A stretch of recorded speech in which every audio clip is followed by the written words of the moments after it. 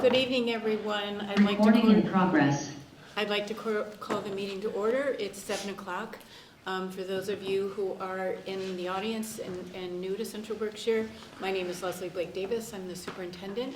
I will be facilitating until that time that we have elected a chair, which should happen shortly. First of all, I'd like to make note that the meeting is being audio and video recorded, and I'd like everyone to stand for the Pledge of Allegiance.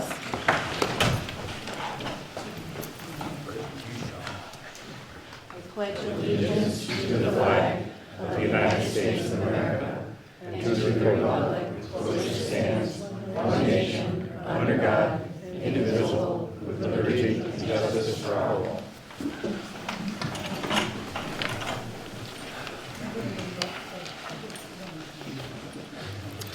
At this time, I'd like to ask all of our newly appointed members, newly elected members, to come to the side, and I will swear you in.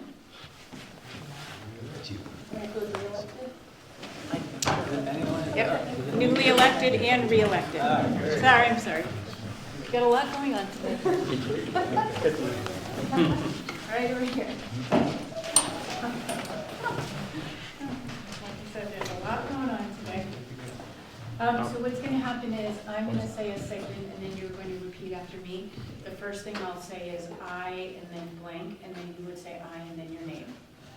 I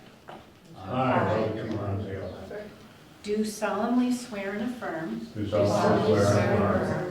that I will faithfully and impartially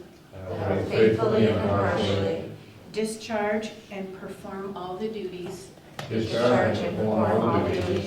incumbent on me as a school committee member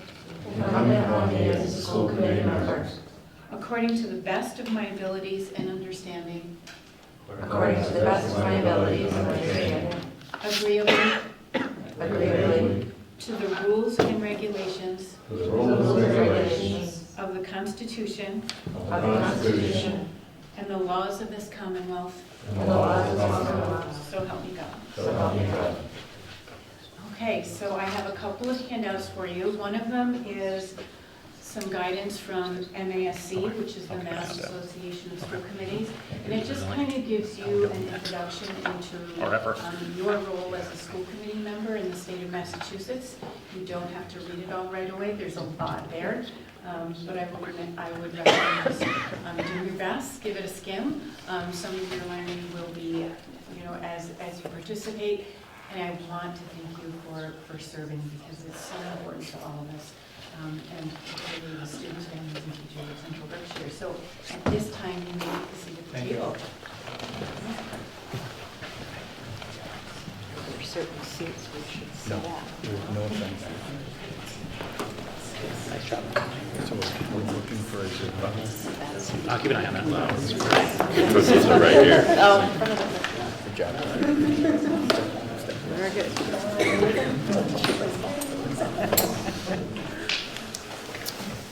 All right, next on the agenda at this point, I would like to do a roll call vote. Just take roll. Dr. Kraft-Reese? Here. Charlotte Crane? Here. Dr. Eberwein? Here. Mr. Emerson? Here. Mr. Farella? Here. Ms. Latazuri? Here.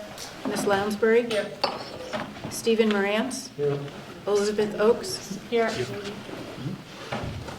Robert Ronzio? Here. Mr. Stewart? Sarah Tucker? Here.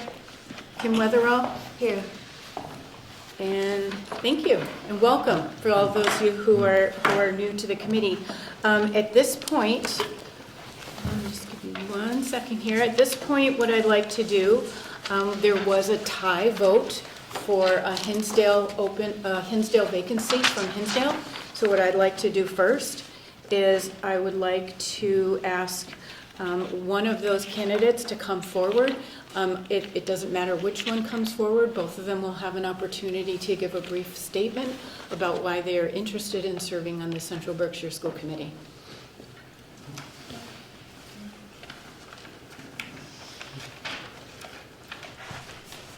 Hi everyone, I am actually Colleen Pizzetto. I am a neurodivergent licensed licensed independent clinical social worker. I have originally was from Pittsfield, lived in Hinsdale for the last 29 years with my husband Joe, all three of our children, Jessica, Tim, and Amber, who all have graduated from Wacona High School and gone through elementary through high school here at Central Berkshire. So with that being said, I also have experience as a parent representative being on the PBIS team from when my youngest child, Amber, was in justice with Miss White being the principal at that time. My eldest daughter, who taught for Central Berkshire School for a brief amount of time before she passed away. So we've had a lot of connection here to Central Berkshire. I hold a master's degree in social work for Springfield College School of Social Work, a bachelor's degree in social work from Our Lady of the Elms College, with a minor in religious studies. I have a bachelor's or associate's in human services from BCC. About a year ago, I started my own private practice as a mental health group practice here in Berkshire County called Berkshire Heart and Mind Therapy. You may have seen stuff around the county for it. I have an office in Pittsfield. I have my telehealth home office here in Hinsdale.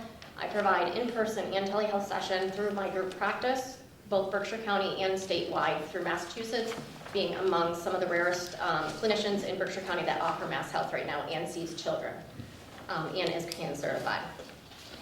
So with that, also my practice, like I said, offers in-person telehealth. In addition to my private practice, I'm also a NASW member. I have been recently elected to the National Association of Social Work's National Delegate Assembly to represent Berkshire County with a bunch of legislative stuff that we will be doing. I am also on the NASW Black Committee, which is their legislative action committee, also their political action for candidate election committee, and some other committees for local and other stuff that we do to kind of get resources, supports, advocate for those in our community. Over the past decade, I have had my career dedicated to providing mental health for individuals and families in our community who have mental health and trauma histories. My practice focuses on helping clients overcome challenges related to anxiety, depression, trauma, addiction, and more. I have experience working with clients and families ranging from all different ages, from children, adolescents, all the way up to the aging. Let's see. I offer solutions to various barriers they're facing. My professional experience includes working with that diverse range, but also addressing various mental health needs that they have. Extensive experience in providing and supervising community-based services such as intensive in-home therapy. I was also in charge of the in-home hospital diversion program under CBHI services here in Berkshire County. I would also have done case management. In addition, I have an extensive retail background that also includes being district managers and training things that have given me organizational leadership skills. One of the primary reasons I'm running for the school board committee is my commitment to addressing the mental health needs of our students and our community members. As a therapist, I have seen firsthand the impact that mental health issues can have on individuals and families, including our students. I believe that my background in mental health and experience working with children and families will be very valuable perspective to the committee. I am passionate about creating a supportive and exclusive environment for all students, and I am dedicated to advocating for their mental health and well-being. My decision to run as a write-in candidate was driven by my desire to give back to the community that has given so much to me and my family. I was inspired by my grandfather, Joseph Overlock, who served in the Pittsfield School Committee in the late 1950s through the 1960s and assisted with creating, establishing, and building many schools areas and their schools there.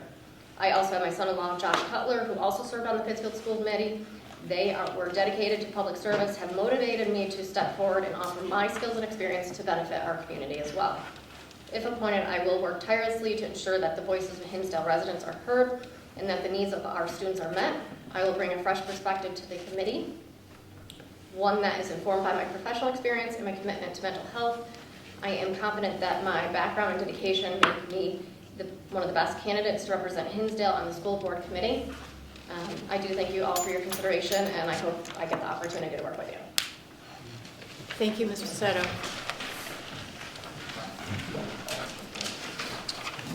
That was an impressive resume, by the way. Thank you. Thank you. First, I'd like to say that it has been an honor to serve on this committee and a privilege to serve as the chair as well. I mean, I have learned so much these last several years working with you guys, and you guys elected me to be the chair the last few years. The work we do here is critical to provide the guidance and resources for the administration and staff to be able to deliver on our mission statement, which is to provide the necessary education for every student so they have the tools they need to succeed in today's environment. I want you all to know that I take this seriously, this job seriously, and I was committed to running again and being on the ballot. Unfortunately, I didn't obtain enough signatures to overcome the ones that were disqualified by several towns. And I turned them in just less than a week before the deadline date, so I didn't get them back until after the deadline, and I didn't have time to get more signatures. So I decided, okay, I'm gonna do a write-in candidacy. And in the past, I've been on the committee 8 years, and write-ins really have never been an issue. It's just, if you have a few signatures, you're on, right? Unfortunately, I think I juked Hinsdale because I didn't pick up my papers and they didn't think I was running, so I apologize to people for the confusion. I really do. With that said, I'd be honored to continue the work I have been doing. This is a critical time for the district, and we will have several new committee members, as you just announced, several of us. And so it's important to have experienced leadership at this time. There's also a couple of issues that we got going on that I've been deeply involved in. One is the school building. We haven't closed it out yet, and we're in that process of closing it out, and also the HVAC issues, and I've been deeply involved in that. Also, we'll have new contracts that we're going to have to negotiate starting in the spring. And that's a big deal. And unfortunately, Dick Locatell, who has been a valuable asset for this committee for I don't know how many years, a lot of years, he's been the one who's led that negotiations for all these years, and he stepped down this year. So those are going to be some big shoes to fill, and it's going to be critical that if he's not there, he will be missed. So additionally, you know, like I said, we're in the middle of a couple of big projects. I mentioned the update. I mentioned the school. We're trying to close up the school. We also have the update of the new regional agreement, which I think is why Hinsdale is here tonight, and the issues that are going on with that. You know, and the other big initiative that we've been going on the last year is updating our policy manual, bringing it up to date with Mass General Law, and you know, getting rid of the what do we do with the head in our policy. So, anyways, I would be humbled and honored again if you allow me to stay on this board. Thank you.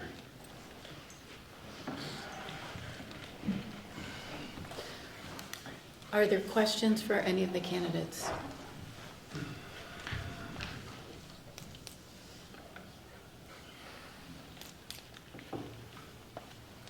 Okay, seeing no questions for the candidates, would a member like to make a motion to initiate the voting procedure? So moved. Second. What I'm asking is, does the school committee have a preference? Does anyone want to make a motion?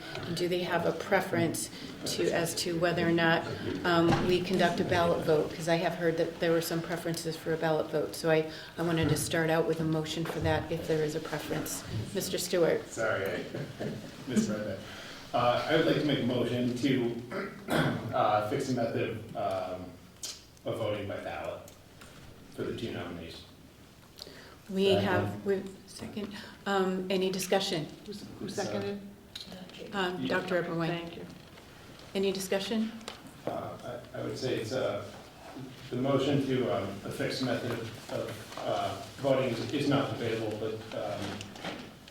but by way of brief discussion, this was something that had come up previously when the school committee was looking at possibility of multiple candidates to fill the vacancy in Dalton. And the way I heard that from the school committee is that we felt that a ballot process would be more democratic, more fair to the candidates than a simple hand raising and nomination process when we have a single candidate. And we are ready for a ballot vote, so any more discussion? Just to be clear, when we do, if we were to do a ballot vote, does that include our name would be with the person that we vote for? Yes, correct? and that does have to be read publicly. Okay. Yes, that's the stipulation. Okay, all in favor? Aye. Any opposed? Motion passes. Okay, so now we will pass out the ballots.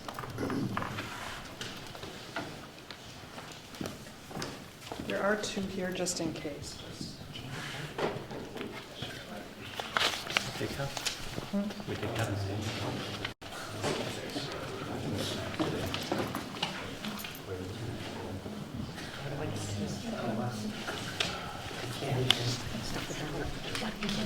Well, just anyway, you never know.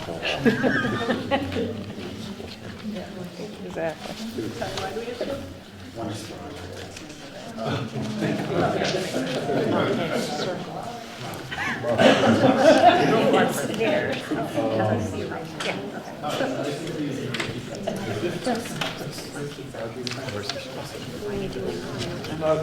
You just circle one name, but in case we messed up one. Or in case we get a tie. Again?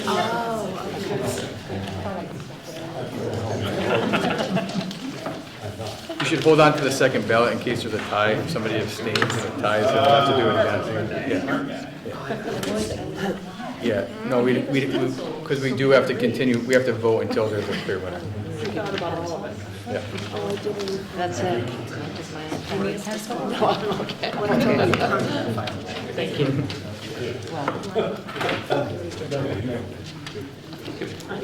Oh, wait. Oh, I'm sorry. Thank you. I was thinking no mommy, no cookies.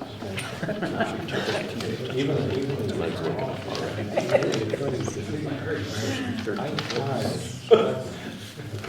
It didn't come down to a vote.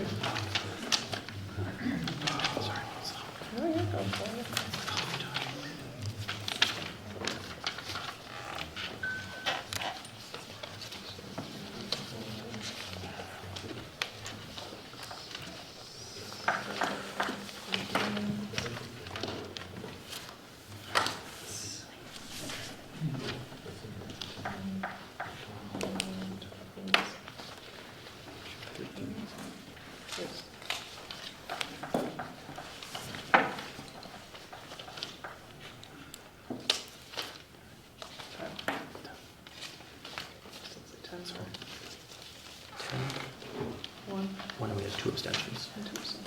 She's got to read them all out. So at this time, I will read the member and their voting choice. Paul Farella, Rich Peters, David Stewart, Richard Peters, Jake Eberwein, Richard Peters, Charlotte Crane, Richard Peters, Elizabeth Oakes, Richard Peters, Sarah Tucker, Richard Peters, Barbara Kraft Reese, Richard Peters, Todd Emerson, Richard Peters, Elizabeth Lounsbury, Richard Peters, Ellen Latazori, Richard Peters, Kimberly Weatherall, Colleen Pacetto, Stephen Morans, abstain, Robert Ronzio, abstain. The final vote for Rich Peters, 10, Colleen Pacetto, 1, and 2 abstentions. So at this point, I'd like to, the seat goes the, So now we have a motion. oh, I'm sorry. So now we have a motion to put one of the candidates forward for a vote based on the ballot. So You have to put, so based on this information, based on the ballot. Richard Peters. Right. To vote. Do we have a second? Second. Okay, we have a motion and a second. I'm going to proceed with a vote. Is there any discussion?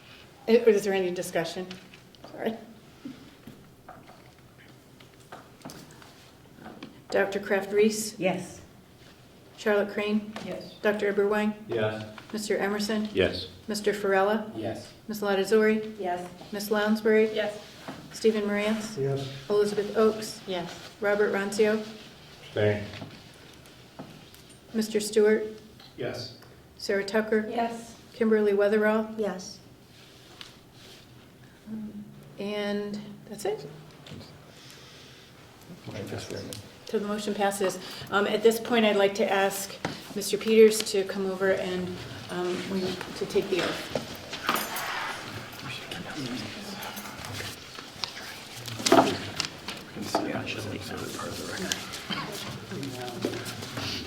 That was short.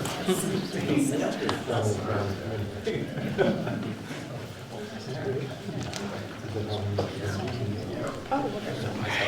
I'm keeping an eye. I'll watch it.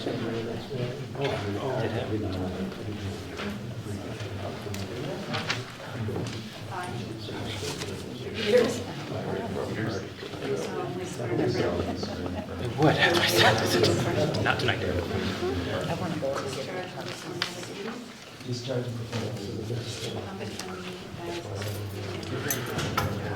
The song just got the song.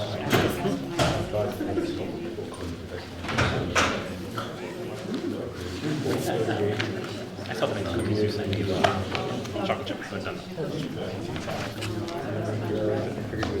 I got 2 chocolate chips. He brings back a race.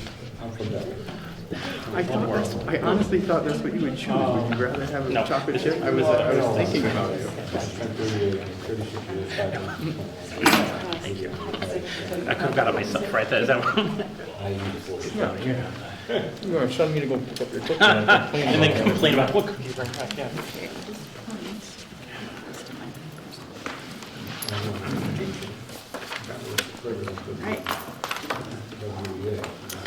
All right, so the next item on our agenda, I'd like to move forward with the nominations for the chair. Can I have a motion to open the floor? Second. Any discussion? All in favor, say, any discussion? I'm sorry. All in favor, say aye. Aye. Opposed? Motion moves forward. So I would like to take nominations for chair. I nominate Richard Peters. Second.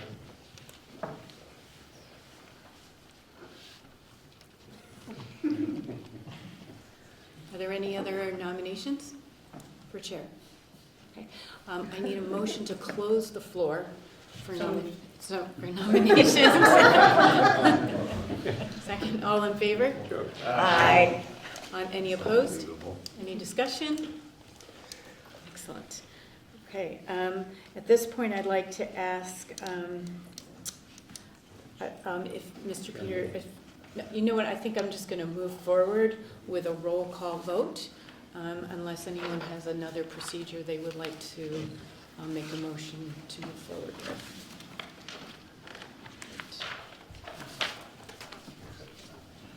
Yes. Doc? I accept the nomination. Thank you. Dr. Kraft-Reese? Yes. Charlotte Crane? Yes. Dr. Eberwein? Yes. Mr. Emerson? Yes. Mr. Farella? Yes. Ms. Latazori? Yes. Ms. Lounsbury? Yes. Stephen Morantz? Yes. Elizabeth Oakes? Yes. Robert Rancio? Abstain. Mr. Stewart? Yes. Sarah Tucker? Yes. Kimberly Weatherall? Yes. And Mr. Peters? Yes. Okay, congratulations. Back to work.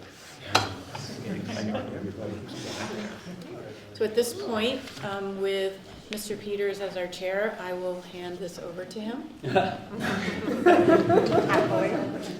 First order of business. Whack. Yeah. So next up, we have to appoint a vice chair. Vice chair.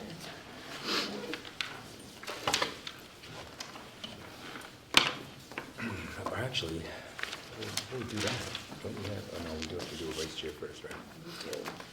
So can I get a motion for nominations for the vice chair, please? Open the floor. Open the floor for nominations for vice chair. So moved. Second. Okay, motion and second. Can I get nominees? Anybody to nominate somebody? Can I nominate Dave Stewart? Are we taking nominations now? Yes? Okay. Yes. Dave Stewart. Anybody Second. else? Motion and a second. Anybody else nominated? None? Hear none? Dave, do you accept? I do accept it. I've thought about this, and I initially had some reservations about having leadership concentrated in one town. Then upon further reflection that we represent every single town in the district equally, I will accept that nomination with the understanding that we do represent everybody. So I also have to close the nominations. Is there any other nominations? Seeing none? Motion to close it? So moved. Second. Motion and a second. Okay, now we're going to do a roll call vote for Vice Chair. Dr. Kraft Reese, Yes. Charlotte Crane, Yes. Dr. Eberwein, Yes. Mr. Emerson, Yes. Mr. Farella, Yes. Ms. Latazori, Yes. Ms. Lounsbury, Yes. Stephen Morantz, Yes. Elizabeth Oakes, Yes. Robert Rancio, Abstain. Mr. Stewart, Yes. Sarah Tucker, Yes. Kimberly Weatherall, Yes. Mr. Peters. Yes. Okay, next up is appointment of, oh, he's a Vice Chair. Oh, Deb. You have to be sitting there, Vice Chair. I didn't want to be here. You didn't have a chair, it was like musical chairs. Otherwise, if you could sit there, you could read all the motions. So, That's great.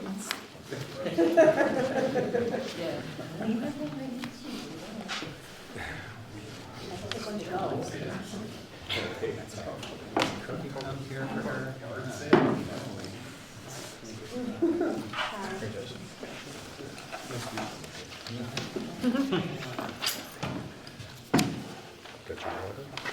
Actually, not a lot of coffee. Some food for the road.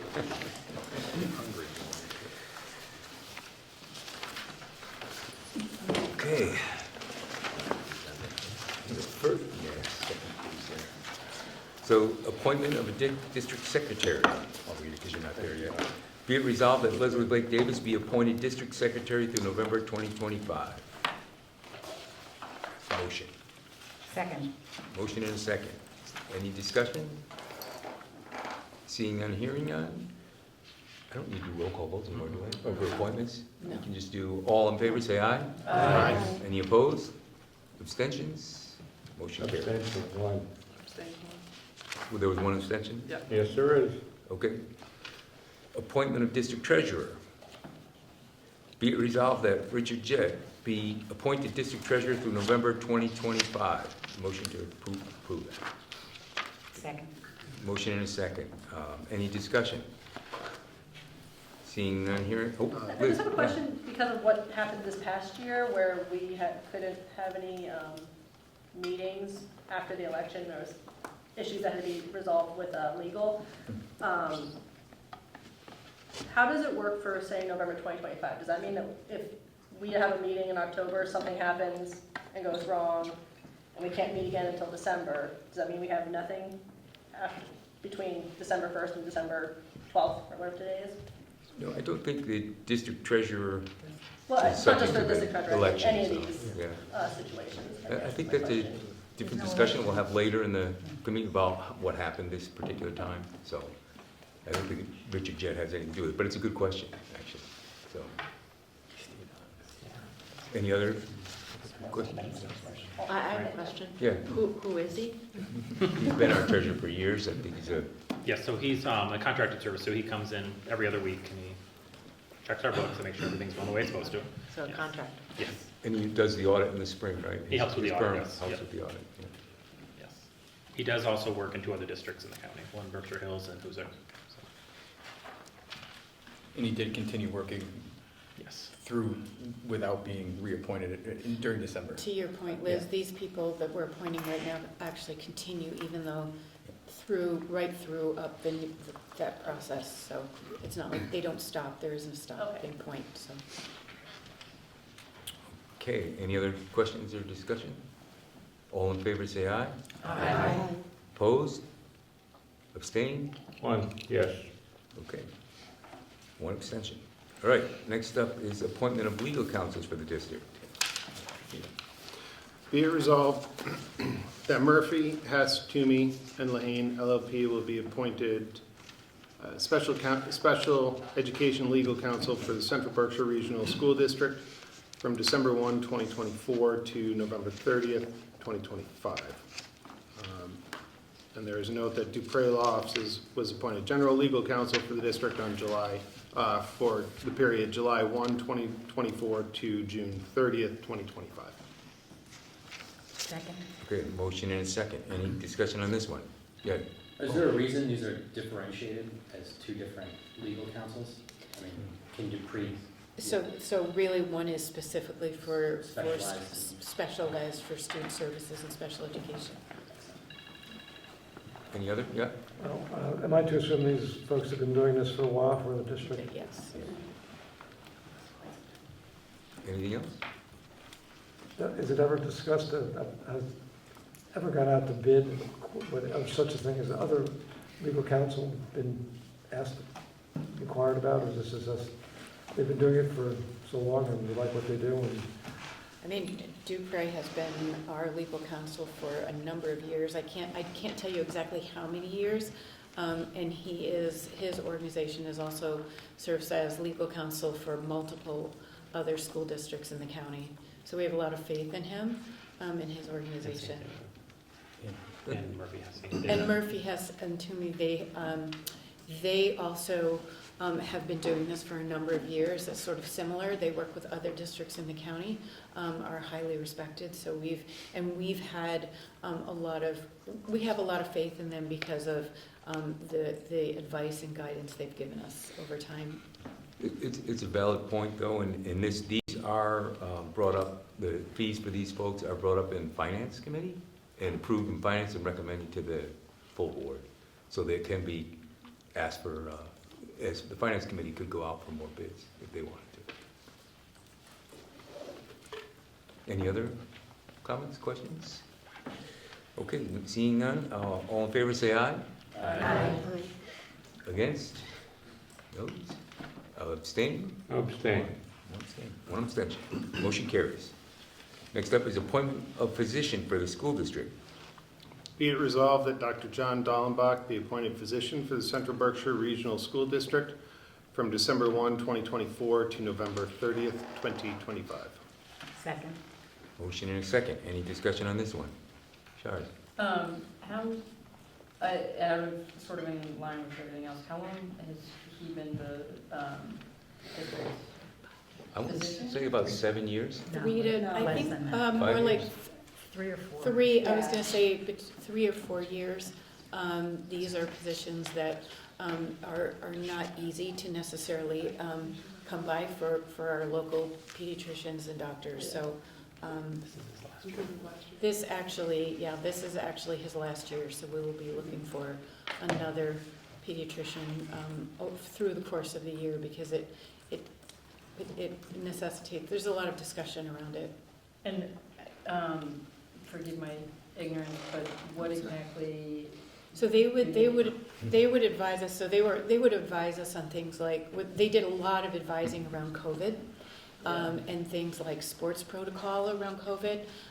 Right now, some of our students that have more complex needs, they might do such as tube feeding. They might do. Usually, it's the student's individual pediatrician, but at some points they'll do some individual advising. So it comes, oftentimes it has to do, again, COVID has been the bigger topic for them. We don't need to seek out their advice that often, but when we do, it's good to know that they're there. Something like concussion protocols initially, when that first came into law, we used that. Those are some examples. Any other questions? Yeah. I heard you say that this is the last year for him, but I was just wondering, because his practice is merging, and is that impacting this year? Like his office is currently merging? No, it's very much tied to the individual, Okay, not so necessarily the practice. Yeah, we're not contracting with the practice, we're contracting with the doctor. But I would assume that the doctor would have to have obligations to his current practice. They do, but they would, and it could be to our advantage. We might. Yeah, no, You're right. We might ask him. It's almost a non-issue if it's Yeah. his last year. Yeah. Anything else? Seeing none here, all in favor say aye. Aye. Any opposed? Abstaining? One. One abstention, motion carries. Next up, appointment of warrant signing committee. Be it resolved that the Central Berkshire Regional School Committee appoints members of the Finance Subcommittee to the Warrant Signing Committee until November 30th, 2025. Second. Good, motion and second. Any discussion on this one? Greg wants to speak. So this is actually a new vote. This has not been on here in the past. We have had members signing the warrants, but it's been just a few people that were, originally, it happened during COVID, we switched to online signing the warrants. We picked some members and they've kind of done it throughout, but we have not had a vote of the school committee. So I figured each year we would do this and members of the finance subcommittee would become the warrant signing. So the one thing I do want to note is that the warrants aren't signed or aren't sent out, or checks aren't sent out until we have 3 signatures. So if it's a group of 6 people, we need at least 3 before checks go out. How was this handled during the period of time that school committee was not meeting? Just recently? Yeah. We just continued the same protocol that we were doing before. Same people were? Yes, I took off anybody that they weren't up for re-election. So we went down to, I think, just sending out to 4 people. And the finance subcommittee will do the work? So now it'll be whoever is appointed to finance, they will be the ones that I send those out to. Thank you. Any other questions, discussion? How many people on the finance committee? It varies, but there has to be less than a quorum. What? It varies, but there has to be less than a quorum. So 5 or 6 people. typically. Okay. Yeah. And so the 3 that signed the warrant are a majority of that group? So all members will eventually sign it, but before checks go in the mail, we need at least 3 signatures. And what's that based on? Actually, state law, I think, says we only need 1 signature, but we've always done more than 1. Okay, that's, I believe the school committee could vote to have 1 person be on the warrant signing. What Yeah, does this- my what does understanding AP should be a mean? Accounts majority. payable. Okay. Sorry. Any other comments, questions? Seeing none, all in favor say aye. Aye. Any opposed? Abstains? 1 abstention. One abstention. Motion carries. Okay, so I will make an announcement, subcommittee preferences, speaking of subcommittees, because we lost a month. It would be great if you folks we'll send out a form. Beth will send out a form today. Put your preferences for the committees that you want to be on there, and if you want to lead any of those committees, put that on there as well. And hopefully last year everybody got exactly what they wanted. I don't know if that'll happen again this year. I don't think so, but send them in right away because we want to get this form because finance needs to meet right away. So by Monday or Tuesday next week, I want to send out the subcommittee assignments. Okay? Another question. Yes, Liz. How many subcommittees are you supposed to be on? You don't have to be on any, but it's good to be on a couple for sure. Yeah. Or you could choose to just be on one. Yeah. It just kind of depends on your schedule. Yeah. But the usual is 2 usually. Yeah. In the past, we've had, everybody signs up for 2. Yeah. Yeah. And it's understandable, most of us don't make every meeting, and we try to, like, curriculum is going to be meeting this coming Monday, he is on Zoom, so we try to be as accommodating as we can. I will say too that if everybody wants to be on finance, that everybody can't be on finance because you have to be below a quorum. And also, the chair is an ex officio member of all the committees, so if the chair goes there, he can't bring it over a quorum. So that's why we have to limit it to a certain number of people. So anyways, so get those in right away, okay? That'd be great, so we can get this going. Again, apologies for my lack of forethought. Okay, now we're moving on to the regular meeting. So we've now formed a committee. So we have responses from the audience, and we have some audience members here I think would like to speak. I think. Anybody? No? Oh, okay. No response from the audience. All right, student affairs is Sophie online? No, she couldn't make it this evening. Okay. She's not able to make it. Oh, all right. Oh, that's too bad. Okay, so moving into the financial reports, warrants. There was a bunch of warrants previously signed. And then we got to gifts and donations. First up.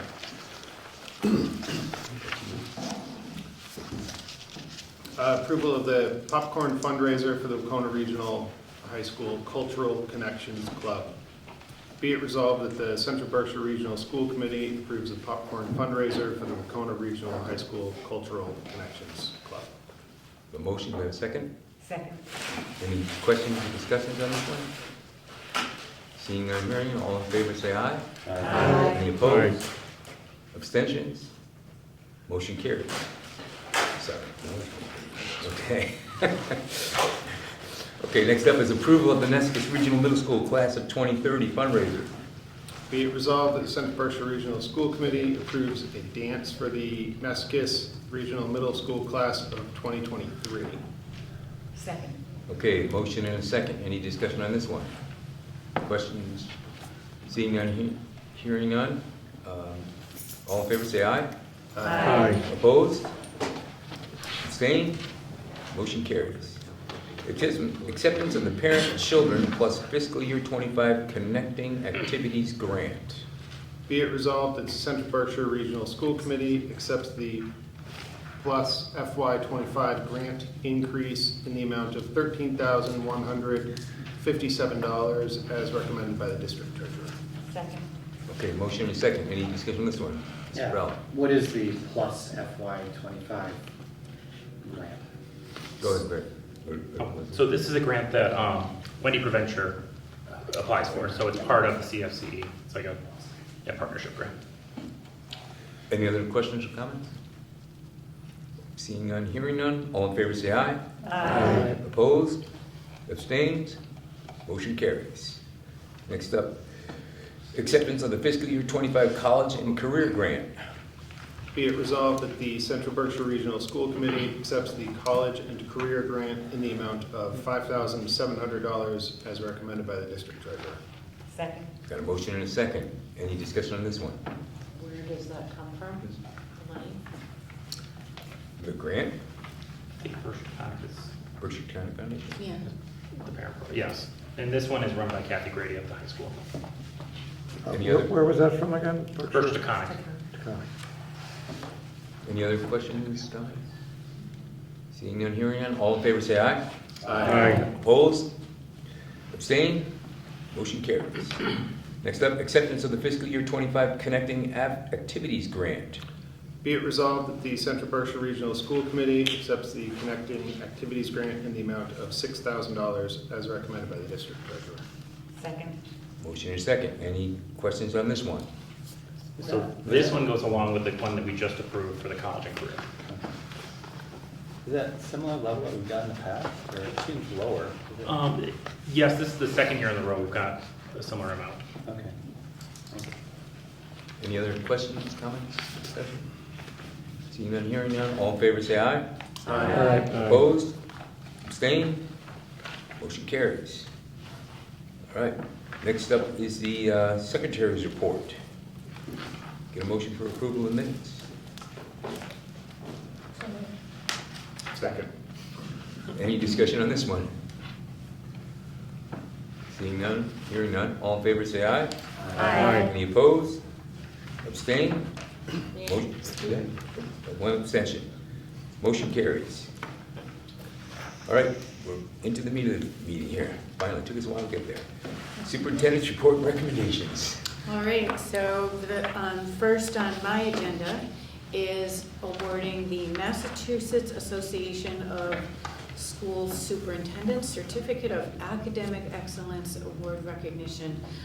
This year, I am super proud of Logan Kunde. Logan is sitting in the back with his dad. I'll ask him to come forward in just a minute. But first, I want to say some great things about Logan. Logan has a grade point average of 101.42. He has been in the National Honor Society since he was a junior. Logan aspires to be a chemical engineer. He has applied to RPI and to UConn. He's an active community member. He's committed to serving his community. He has delivered town reports for Dalton. He sets up flags for Memorial Day. He assists with the May Day races. He installed a ramp at St. Agnes. He renovated a gazebo on Wacona School grounds. He enjoys pet sitting. He is a Boy Scout of America. He is an Eagle Scout, as part of the Boy Scouts of America. He's held several leadership positions in this organization, including patrol leader and assistant patrol leader. He has been active on the Wacona High School swim team, and he is also a cross-country team member. He participates on the quiz team and loves the pizza dinners. He's a member of the Cultural Connections Club. He's received several awards as a Wacona High School student, including at Evening of Excellence, including mock trial, music, PE, French, science, social studies, math, and English, and he was also a Harvard Book Award winner. So I just want to say that I am so proud of Logan and so honored to give him this award. So Logan, please come on up.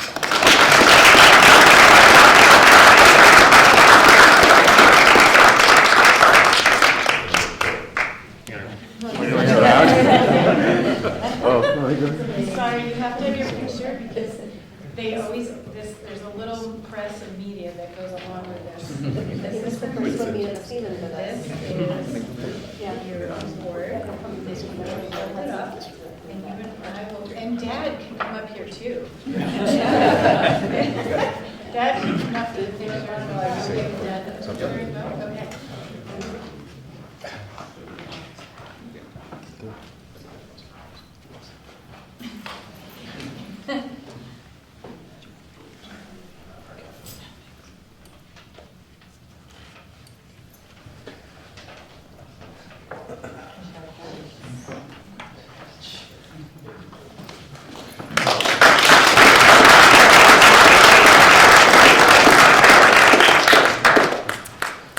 Second, I'm going to try to keep mine very brief because, as you know, we have the school improvement plan presentations from this excellent group of administrators over here that are sitting on the side. That will happen very shortly. Just a couple of things that I already included in my update. We have arranged for a public hearing so this year there'll be 2 public hearings on the budget. We arranged for one a little bit earlier in response to some of our towns asking us for more involvement on their part earlier on. And at this particular one on January 23rd, we will be asking someone named Tracy Novick to come and participate. We're hoping at that point that she will have some numbers, that the governor's budget will have been released. We don't know for sure. We also intend to invite some other school committees from around the county because she is really an expert in her field. But we're hoping, we've sent information to all the towns to invite them to join us. She has some great information. Has an ability to really explain how Chapter 70 is formulated in a way that I don't think anyone else can, in a way that is understandable, and it's a pretty complex, kind of complicated formula. So hopefully we have that information by the time she comes. A couple of I just want a little shout out for our principal, Aaron Robb. He was instrumental in at the superintendent's roundtable in helping us come up with a statement about sports. We just really had some strong feelings on that committee that we wanted to make sure sports were, that everyone felt like they belonged, that we're inclusive. So we got together as a group, and Superintendent Malkus, myself, and the principal Husick also did composed the first draft. And I don't really have anything else other than I'm going to introduce the district improvement plan very briefly in a moment to segue into the school improvement plans, other than we had recently 2 family engagement evenings. Shout out for Sarah Tucker, who really led the PTO at Craneville for a really successful night. Also, my cohort in crime here, Dr. Arnault, did an amazing job really making sure books get high quality, appropriate, brand new books, engaging books, get in the hands of our students, particularly prior to the holiday break. So we had that for both the elementary schools and the middle school. I went to both. They were great evenings, and families, I think they're really geared around having families participating in literacy events together. So a shout out to all who were involved in that, and it was both evenings were great. Okay, so next I'm going to move into the district improvement plan. So we're going to put it up on our computer. We made a couple of changes to make it a little easier to read, a little more user-friendly. So we also have hard copies for all who want to follow along. And principals, you can just sit for just a minute because I'm going to introduce I'll ask you to introduce yourselves, but just in 1 second.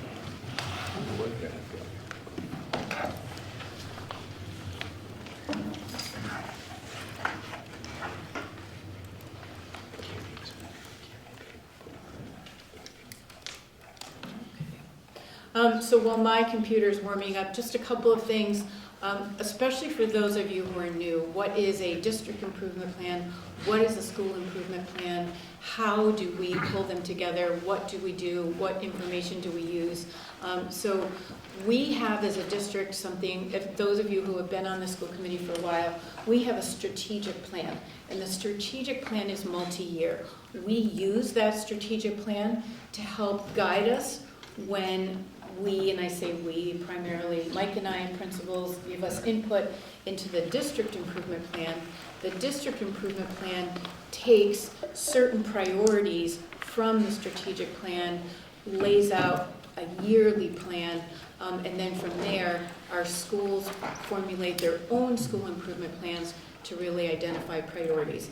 They're deep into living these priorities right now. The other thing I wanted to mention is there are two other places we pull information from when we're crafting these plans.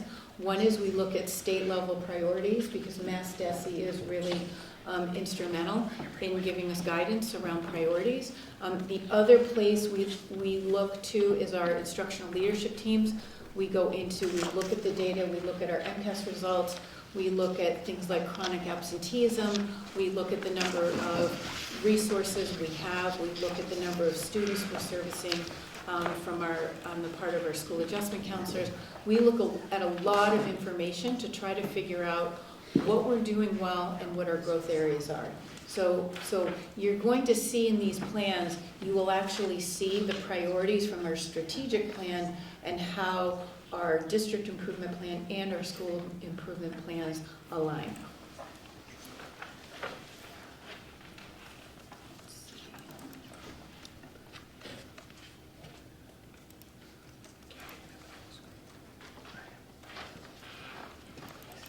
I'm just pulling it up because I can't see that far away. Okay.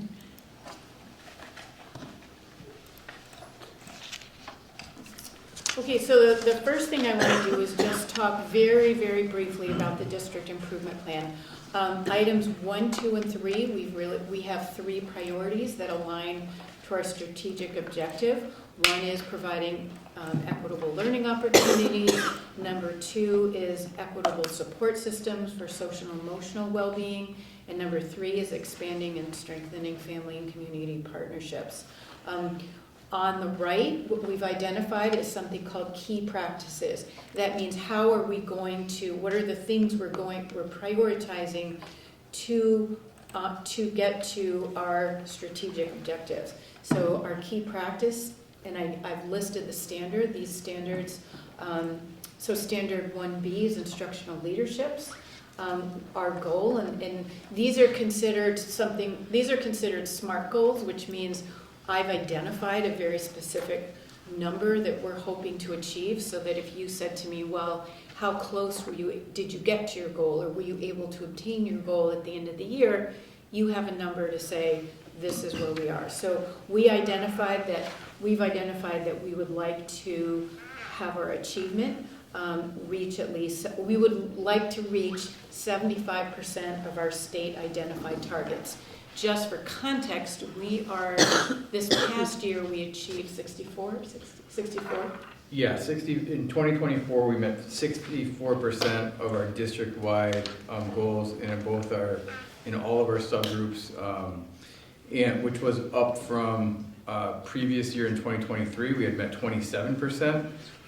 If you remember from our MCAS presentation last year and this year, our targets were much higher than many surrounding districts because of how well we did coming out of the pandemic compared to our pre-pandemic scores, which is part of the reason why we think that we only hit 27% coming out of 2023. But we continued progress and did meet 64% of our state assigned targets last year. We're looking to move that to 75% for the upcoming year.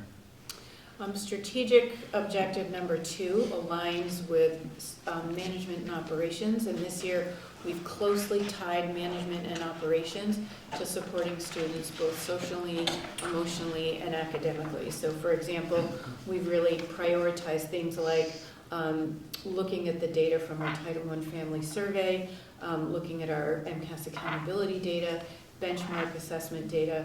These are things that we prioritize and look at to ensure that we're providing these sort of fair and equitable support systems for our students. Number 3, it's really family engagement. One of the things that we've prioritized this year, which is a little more detailed, but is reaching out to families and making sure we're engaging them through activities like literacy night, making sure they have access to high quality reading material. And as you probably many of you here may know, we have Parent Square, which for some I think has been a great communication tool. For others, I've heard it's a lot of dings on their phone. So it can be one or the other depending on your perspective. The next component of the district improvement plan we are calling focus, feedback, support, and collaboration. And this is basically how we get there. What do we need to do to make sure we're meeting those priorities? So for example, and these are things, all these things that you're seeing up here are new.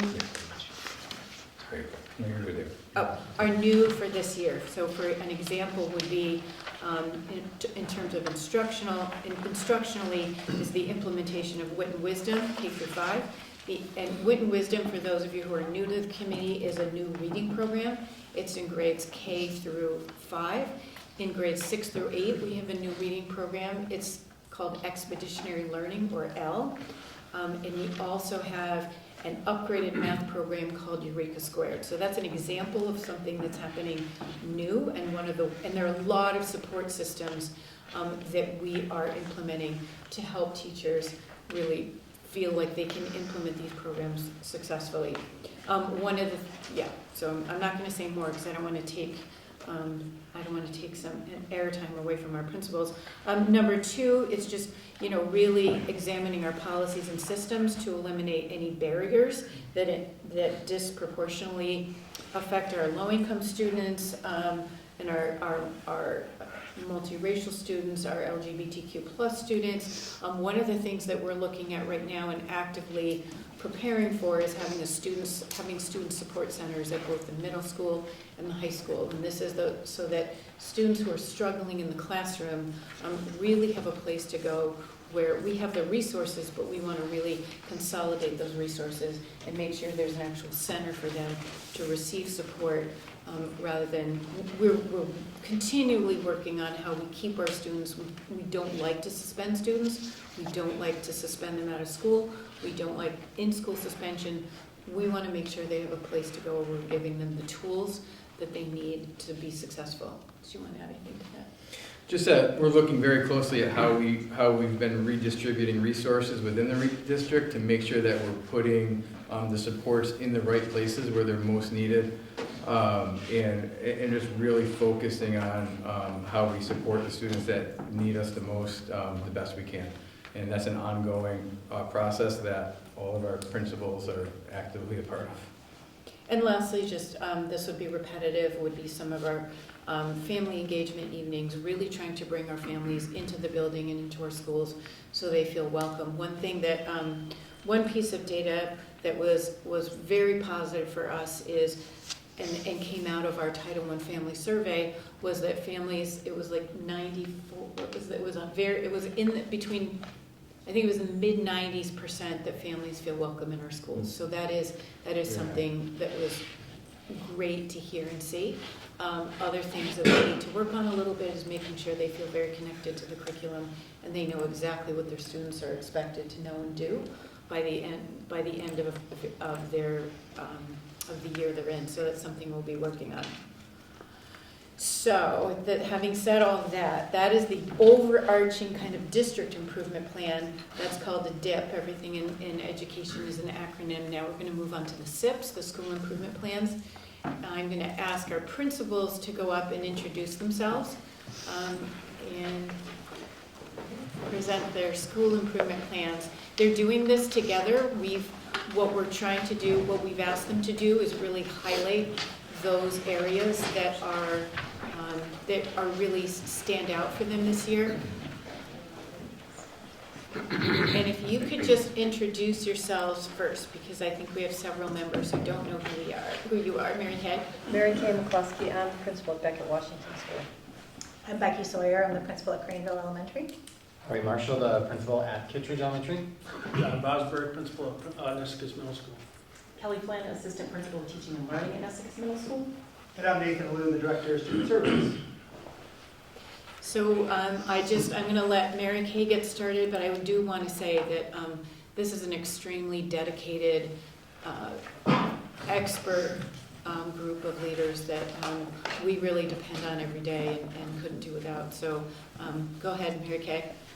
Well, as Leslie pointed out, we as a team came up with all of these objectives, but at each building they're tweaked a little just based on our particular needs. So in terms of providing equitable learning opportunities at Beckett Washington, we're really focused, especially with the two new curricular programs, Wit and Wisdom and Eureka Square 2, on maintaining high standards and providing regular high-quality feedback to staff and students, because it is all new and it's overwhelming, and we're spending a lot of time with teachers, responding to their needs, but also in the classrooms coaching.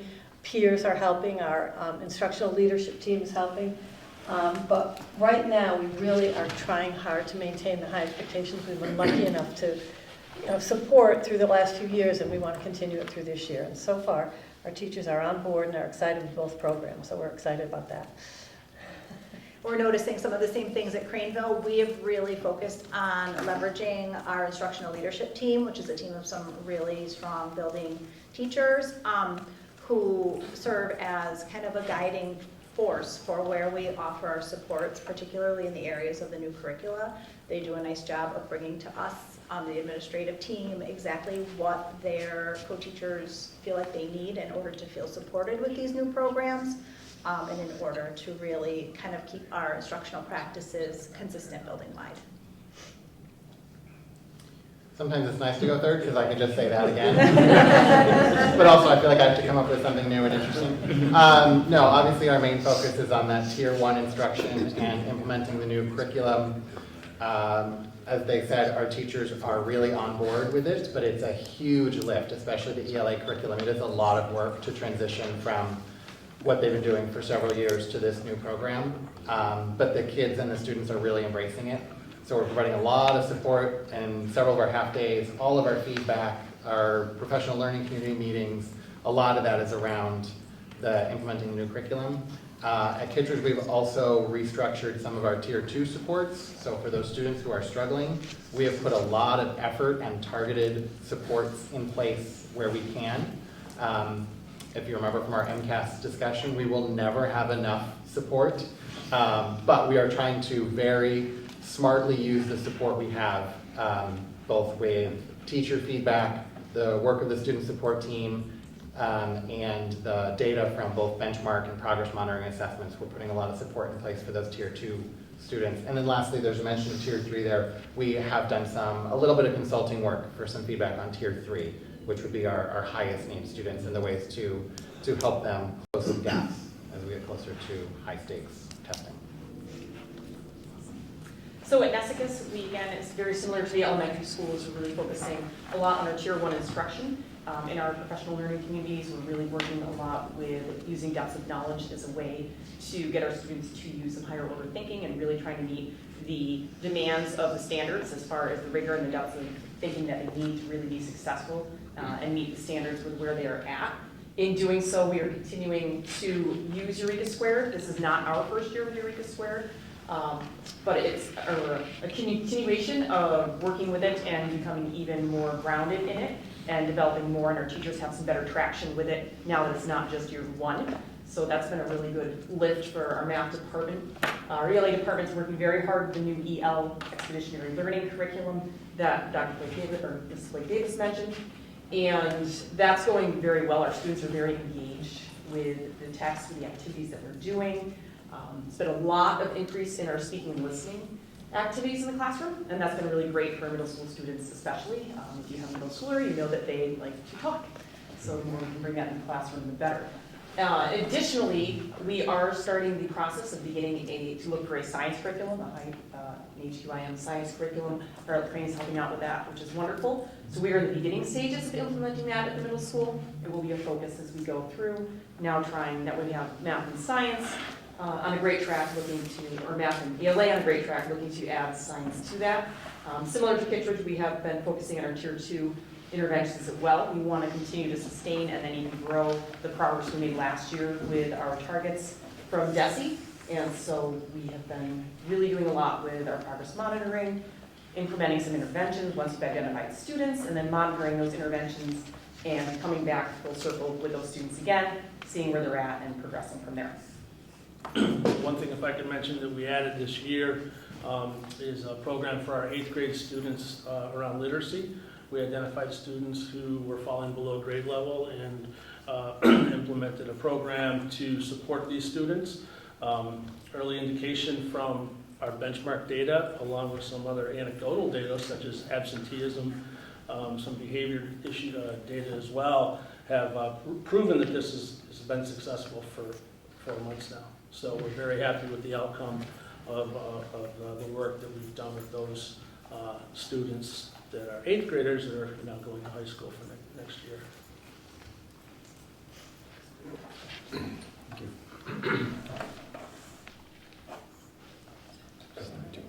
Number 2. Okay, this is providing equitable support systems for the social and emotional needs of all students.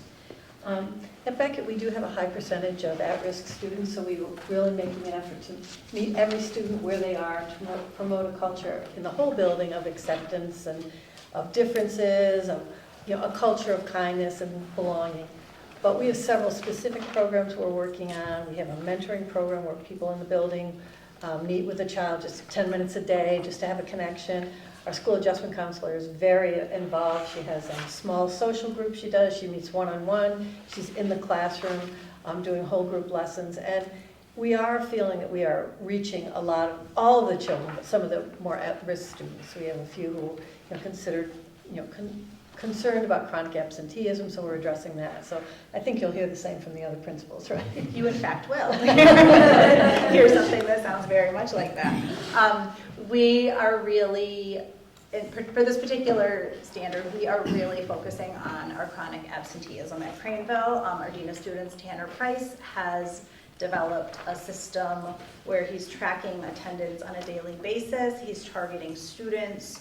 At this point, he's looking at students who have missed 20% of school days or more, creating with our core team attendance plans for those particular students. We've found over the course of the past couple of years that a lot of our chronic absenteeism, our chronically absent students are chronically absent due to some social emotional challenges that they're facing. So we're really taking sort of that path in for making sure that they feel supported at school, forming some good relationships, making connections, and creating really solid attendance plans for students who are chronically absent. I checked our chronic absentee data this afternoon during our core team meeting, and our target is 14%, and we are at 9.6. So, yeah, I mean, it's December. I try not to get too excited, but I was really, really happy to see that number. I was anticipating it not quite being so positive as early in the year,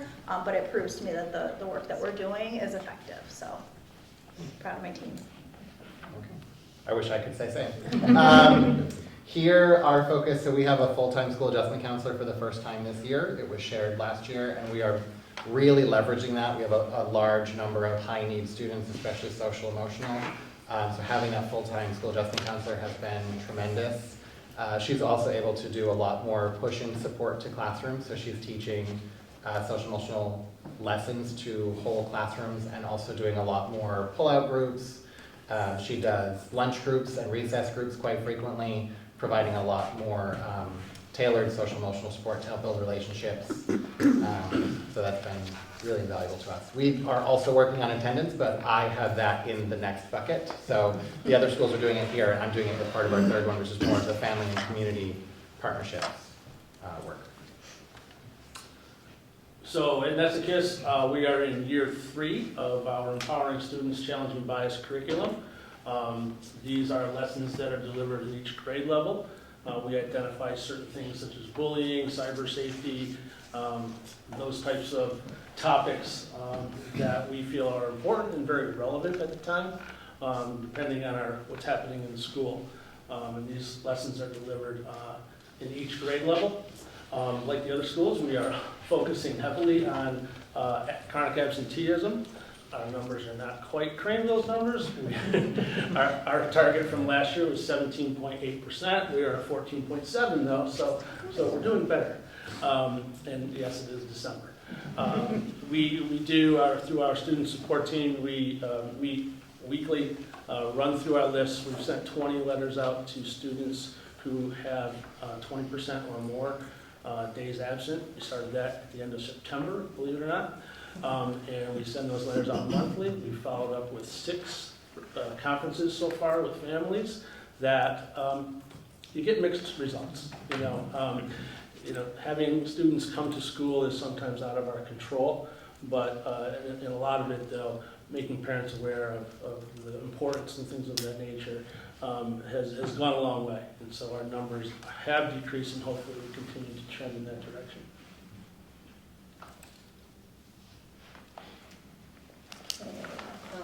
Expanding and strengthening family and community partnerships.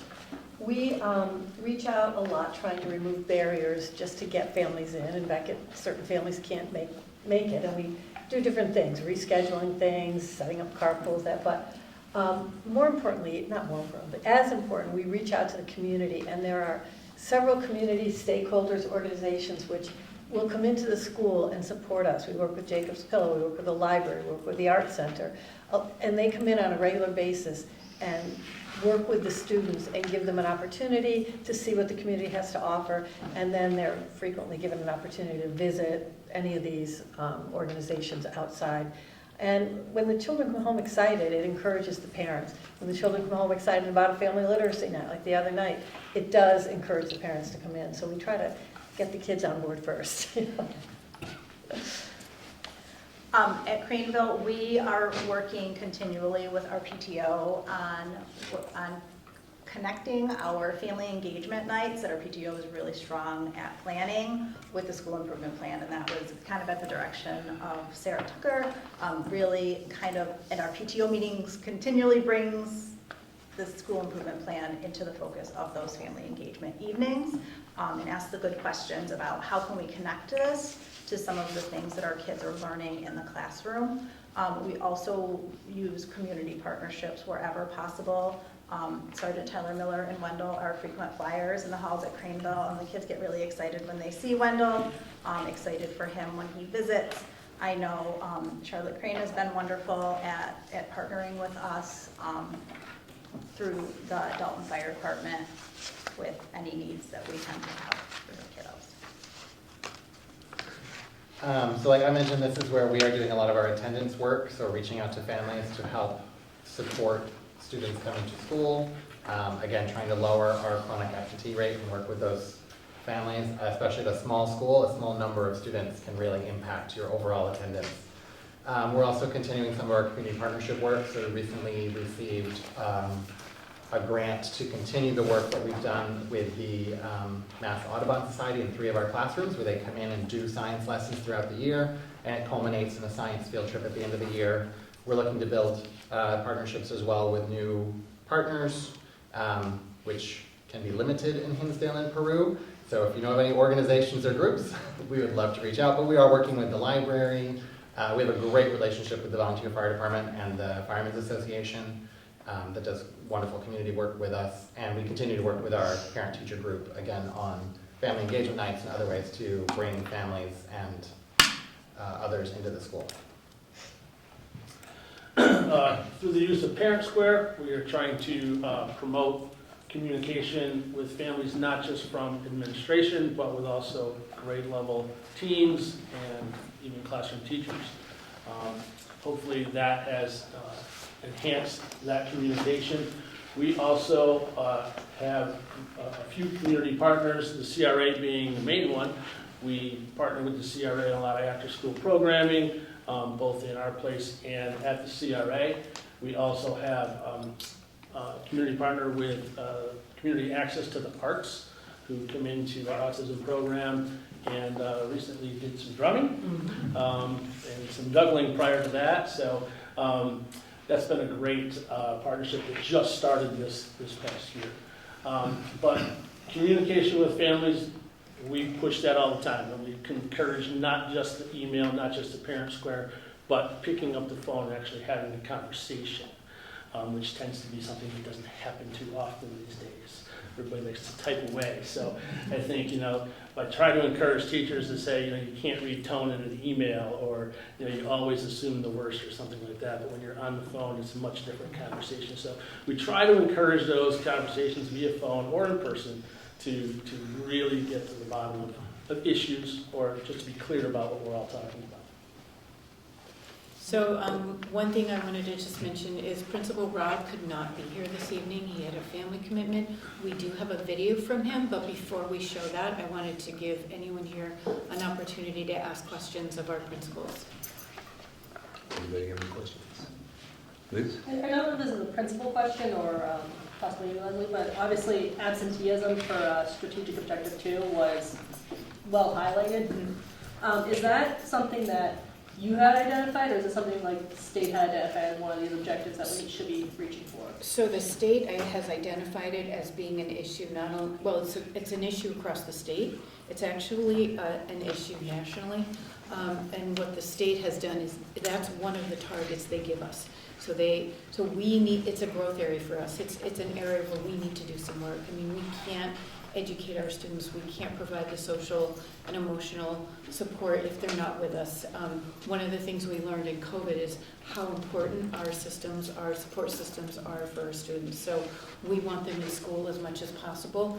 And sometimes, believe it or not, it can be a little tiny thing. It can be that the bus stop isn't close enough to someone's house, and the roads aren't plowed, or they don't have a way of getting somebody, or they're a way of getting their child actually to the bus stop. And that's where all of us will get together. Greg will make phone calls to DUFOR and say, and we'll say, how can we do this? This happens frequently. Sometimes, so we need to really pay attention to why our students aren't in school. So that's a long answer to say it's state identified, but it's also district identified area of growth and need. Anybody else? John? Am I right that all 3 elementary schools now have at least one full-time SAC? No, you don't. Do you have a part-time? 2 days a week. Okay. And are you're not sharing that with another Yes, school? she goes to Oh, okay. Gotcha. I guess my follow-up to that would be, I presume that it would be nice if you had. Going that secret money supply, we would be very grateful to have a little more time with our SAC. We do have a basket if you want to. Yes, right. Just to expand on that just a little bit, because a lot of the issues that we're dealing with this year are 100% mental health issues. Yes, you're going to have incidents, you're going to have some behavior issues, discipline, whatever you want to call it. It's different. Been doing this a long time, and the conversations that I used to have with kids that were in trouble are very different now. Yes. And it has, you used to be able to talk to them and work through issues and things of that nature. That doesn't happen anymore.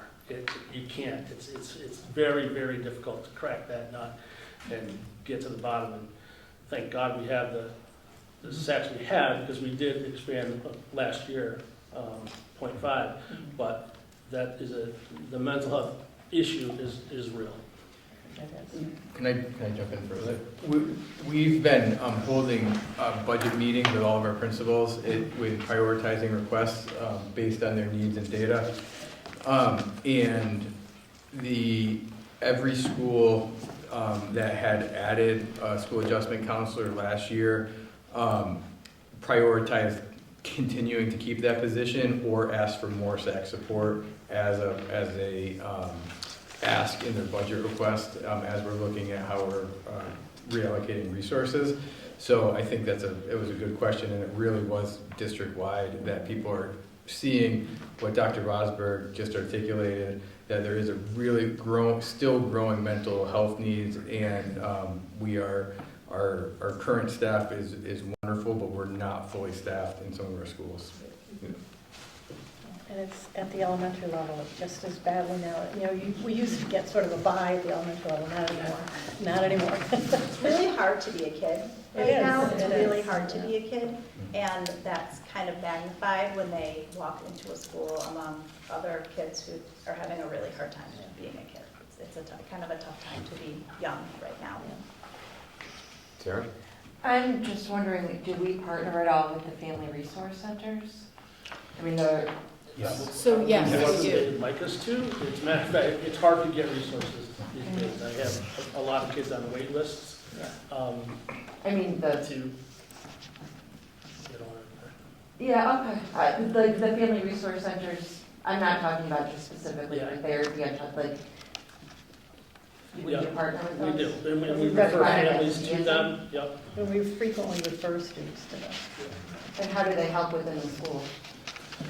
More with the kid, you know, I mean, it depends on what we get in return. I have 2 kids, for example, that one's struggling to return, and I don't want to get into details, but it's, I don't know if it's the Family Resource Center, if it's other things that are helping. It's a little hard to pinpoint what's actually. I question it because family resource centers statewide are working with schools to battle chronic absenteeism, and they have programs going for that. So I just wondered what we did with them. At the high school, we have a vaping cessation program that's had Yeah, multiple that's like, I concepts. mean, I'm specifically talking about like the family resource centers, not like the Breen Center, the Okay. CSO, it's called the Family Resource Center. There's one in Pittsfield, there's one in North County, there's one in South County, they work with all the Actually, different Sarah, I would love districts. to have, we could have a conversation about some of those resources, because I think we feel like we're taking full advantage of those resources, but if there's something out there that we're not. And they're building up Yeah, their work around chronic You should absenteeism. give me a call and we can have a conversation, because I want to make sure we are. Sure, yeah. Yeah, I would like that. Jake? Just to, maybe I missed this, but this is like a summary of the plan, or the plan's finished and posted somewhere? Or? The plans, it is a summary, so the plans in full, so I did not include, there's a whole complete plan for every school and for the district. I can include those in the January packet, or I can email those to the full school committee. They'll also be on our websites. I didn't include them in this packet only because there was so much in this packet, Sure. but I will direct everybody to where they are on the website. So this is absolutely a summary. This is just a. Yeah, I mean, the other option just would be to hyperlink from this slide deck. I can do that schools. too. That would actually Yep, work. I can put a hyperlink in those, in the PowerPoint. You said something when you were talking about number 2 on the sort of the your target groups, and you talked about low income, but it's not listed here. I think that is a key group in our district. I thought we made sure we did list So it. I think, given the fact that half our kids are low income, high needs, Isn't it listed it's in? important. It's in the new one, it's not on the old one. So It's I in know the, same thing. we did add that because we had more Okay. discussion, so, Right, thank you. so if you're looking at the new one, it is in there, because I agree with you. Great, yeah, I'm just looking. It's for one. actually our largest subgroup. It I is, think. yeah. Yeah, right, I guess that's why I was calling it out. Yeah. No, it is, and it's listed in our new one, so that was added. Those are the groups, that there are certain groups that as a district, when you talk about subgroups, that we don't even have enough students to make up a subgroup, but low income is one of them. Students with disabilities is another one. Those are 2 of our bigger ones.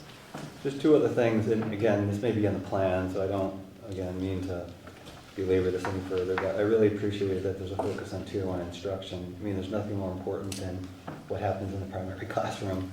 So if we can continue to make sure that that's at the highest level of quality and effectiveness, clearly it's going to save us a lot of Tier 2 and Tier 3 intervention, not that that's not needed. And then just a couple other things. I think language is really important. And so projecting language that talks about high expectations, excellence, and rigor, I think should be embedded in the plan. And I see it in a couple places, like I saw in Aaron's under Wacona, he talks about high expectations. One of the principals used the word rigor, but I don't see it in here. So those sorts of things, I think, are just helpful to messaging to the community that we are really striving for our kids to really perform at high level. And so I would just, offer that up as an observation based on what we have here tonight.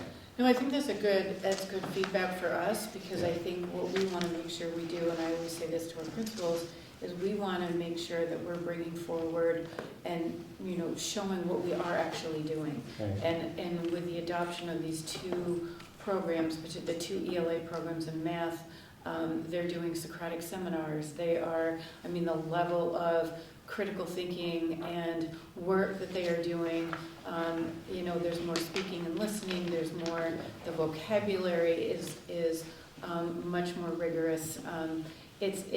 We see it every day, but to your point, we have to make sure we bring that forward to the community. Yeah. So that's good feedback for us. Thank you. You're welcome. Liz? To piggyback off of what Jake had just said is, I know I've brought this up in previous years, but I personally have a problem with the AP courses being required to take the AP exam. I find that is something that should be examined as policies that would eliminate systemic barriers, especially to low-income students. Right, and that is. Can I just jump? Just because we pulled all AP teachers together in the fall and started that conversation around moving, first exploring and then looking at alternatives to that policy. Each subject was actually going out into their particular subject area and asking what other districts did in that particular subject test to see how other districts handled it. And for this year, we're keeping it the same as it is in the handbook, but that is something as we're updating the Wacona handbook that we're exploring. But we don't, in terms of, I don't know if you were also asking this, but in terms of paying for those exams, I don't know if that was a component, something, part of what you were thinking. We have ways, do we pay them for them in full, Greg, do you know? Because we don't, for AP exams, the cost, don't we have a fund for paying for AP? Oh, I thought for some reason we had No, a there's way. financial assistance available. Yeah, there is. But Right. that's something that we don't know how many students are self-selecting to not attend these rigorous courses and are Right. therefore having to possibly pay or to get a higher level of I think we have education. scholarships available for students. It might be outside the district that we It receive. might so be, we- okay. Anybody else? Sure. Just a side, so is that, where is that going, to policy or? It's actually, it's in the school, it's at the school level policy that, around AP, in the Wacona handbook, or in their course of But so studies. who would be looking at that more?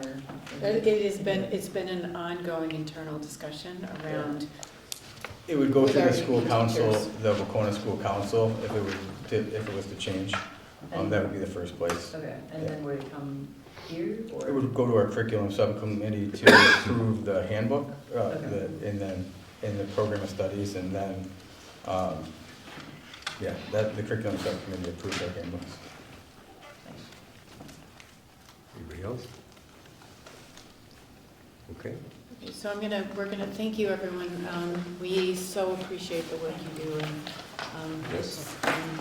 we appreciate you coming here this evening, and sharing it with us. Thank you.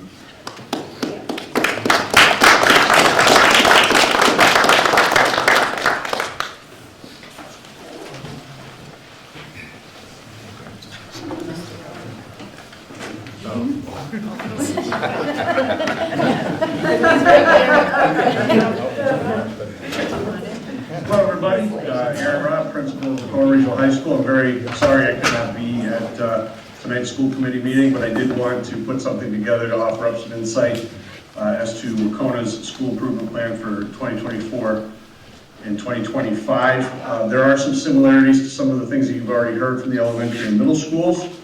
Certainly our objectives are pretty much the same. As far as objective number 1 goes, we're going to be focusing in terms of content on our ELA curriculum and instruction. What we've been noticing from our MCAS data is while our math scores seem to be consistently holding steady and doing well. Our ELA scores have been fluctuating a little bit. So we're going to take 3 different steps to help address that. The first thing we're going to do is do whatever we can to try to just support our ELA instructors and have more explicit conversations with our ELA teachers with regards to upholding standards for all students. And the whole idea is to move those students who aren't meeting expectations to meeting, and for those that are meeting, to bump them up to exceeding expectations. That's our hope anyway. I do want to mention that our ELA classes in 9th and 10th grade are supported. Some of those classes are supported by a Title I tutor that is devoted completely to ELA, doing both push-in and pull-out services. Our ELA teachers are also going to be, they actually already have taken part in a content-specific PD, and they are focused in on, through this professional development and training, trying to re-engage students with reading and writing.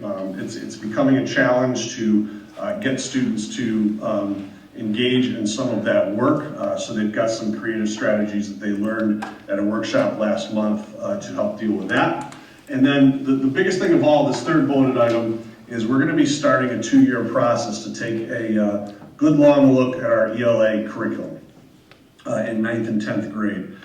So this month we will be forming a curriculum council to start examining possible changes to our ELA curriculum. And as we work through this year, which is basically the year where we're going to shop around for different curricula that's available and so on, next year will be a pilot year, and then the year after that we will be implementing new curriculum in 9th and 10th grade ELA.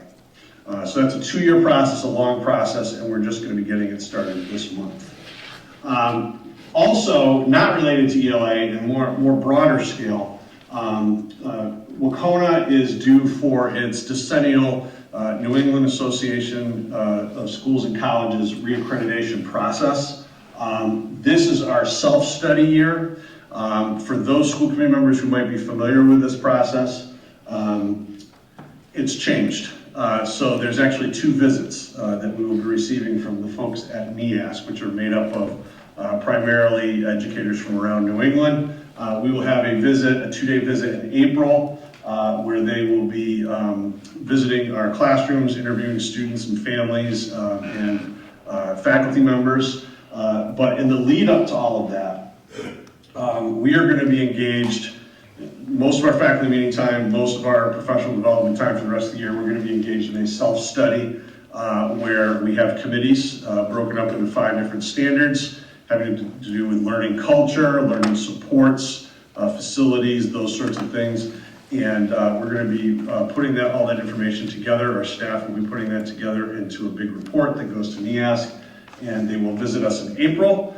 And then they will basically give us a to-do list. They'll give us a list of findings that they think we might need to work on, and then we'll have 2 more years to try to work on those before our decennial reaccreditation is up in 2027. And then finally, last bullet item, we're going to be continuing with what we've been doing for a number of years now since before COVID, which is our cross-curricular PLCs, along with instructional rounds. Our instructional rounds is centered on a problem of practice that originally was focused on student ownership of learning, but has started to evolve as it's intended to do in instructional rounds to focus a little bit more on productive struggle among our students. So we're looking forward to working on that. As far as Objective 2 goes, providing equitable support systems, and as far as SEL goes for our students, one of the things that we created, we actually started this at the very, very end of last year. We created a climate and culture committee that is, their goal is explicitly to focus on the climate and culture of our school. It's comprised of both students and staff. It's been a very busy group since the start of the school year. They're really an advisory group for myself and our administrators here at Wacona on issues related to climate and culture, but they're also a planning group. They will be the ones that will be involved in planning the annual civility assembly, and they've actually already done some work around just kind of brightening up some opportunities here at Wacona. So for instance, this group put together a big Family Feud game that we actually implemented during one day, during all 3 of our lunches. The kids had a great time doing it, just to kind of do something a little bit different, spice things up a little bit. But the sky's the limit for this group. We're just getting started, and we're really excited about this group. We also have created and have begun implementing a year-long senior mentorship program aimed at mentoring 9th grade students at Wacona. The class of 2025 is full of energy. We're harnessing that energy, and we are getting them to basically beef up what we do when it comes to orientating and mentoring our 9th grade students.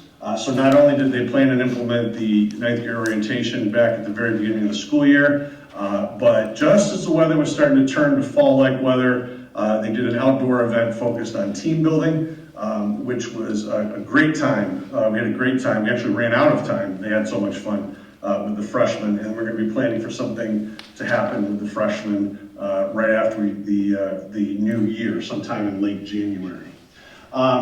Another item that is of particular importance, it's something that I've been trying to focus on very much so as principal here and other folks here at Wacona, is try to find a way to reduce the chronic absentee rate. We're going to be doing that by refining some of our internal practices, which I'll mention in a moment, and engaging students and families in conversations, more intentional conversations around attendance. We are also going to push harder. It's the little carrot and stick approach. We're going to push a little bit harder when it comes to filing with DCF. And frequently these cases are screened out, but it's something that we have to do, and even going to juvenile court if we have to get students back into school. But we want to have more of a positive, proactive approach before we get to this point. It's involved a lot of face-to-face meetings with students. We've had a lot of success. I mentioned at the last school committee meeting that I was at, we had a lot of success with our freshman class. Their chronic absentee rate has been under 10%, and it was up over 30, I believe, last year. Our sophomore class has been struggling a little bit, so now we're digging in and focusing on some of the key students from that class to try to get them to stay engaged or re-engage with school. So this is a lot of work. I still firmly believe that this is important work, and particularly in high schools as students' lives become more complex. And then finally, strengthening family and community partnerships. Our primary focus is to make sure that we're using Parent Square to the best of our ability. I'm using it now when I communicate with my weekly communications with families, but we're trying to promote greater teacher, coach, and club advisor communication with families via Parent Square. So for example, in the fall, because it was brand new and we were still getting used to it, we told our fall coaches that we would encourage you to use Parent Square to communicate with your families, but you don't have to. Starting with our winter coaches, which we're now second week into the winter sports season, we are requiring it. And we're going to require it for the spring coaches, and they're on forward with all of the coaches and advisors in our school. And so far it's been going pretty well. I have a school council that's given me some feedback about Parent Square, both positive and negative, but a lot of it's been positive, and it's sparked some renewed communication between home and school, which is the whole point. So we're very happy with that. So that's our school improvement plan in a nutshell. I know that Leslie and Mike will be available for any further questions, or if you want to ask them to them and then relay it to me, I will be happy to get back to everyone. Thank you. Okay. Any questions on this with Leslie and Mike? Can you define Parent Square? Yes, so Parent Square is basically an app. And one of the requests that we had from families that have, particularly if they have more than one student in the district in different grades, is that we really use one method for communicating, because they were saying things like, well, we have to get to know this particular software, we have to get to download this app, and we have to download this app. So we really, this year, made an effort to say we're just going to use one major form of communication called Parent Square across the district for sports, for clubs, for grade levels, and that's what it is. And so that's basically what it is. I just actually looked at, we can track the parents that are interacting with the messages and to see if our messaging is actually being looked at, if it's being ignored, what time it's going on, all of that. And 30% of our secondary families, which typically is in the single digits, but is that 30% of families have actually direct messaged either an administrator or a teacher, and responded back and forth in two-way communication, which is a pretty high number at the secondary level.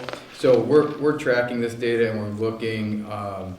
We've made it so that families can choose to get digest. So if you have multiple students in multiple schools, you can choose to get the message at one time. So like I get both of my boys' messages at the same time at 6 o'clock at night. My messages come through and I actually get every message that gets sent out by an administrator. So I get at 6 o'clock, I open my phone, I look at it, and I can read every message that goes out. If I want to ignore it, I have the notifications shut off so that it doesn't bother me if I don't want it. So it's a streamlined way of communication, rather than having 5, 6, 7, 8 different methods of communication that we were using previously.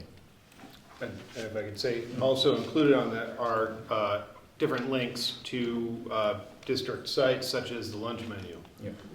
That one comes in handy every month. Yes, all of the after-school activities are listed out on the calendars on Parent Square, so sports, clubs, our meetings.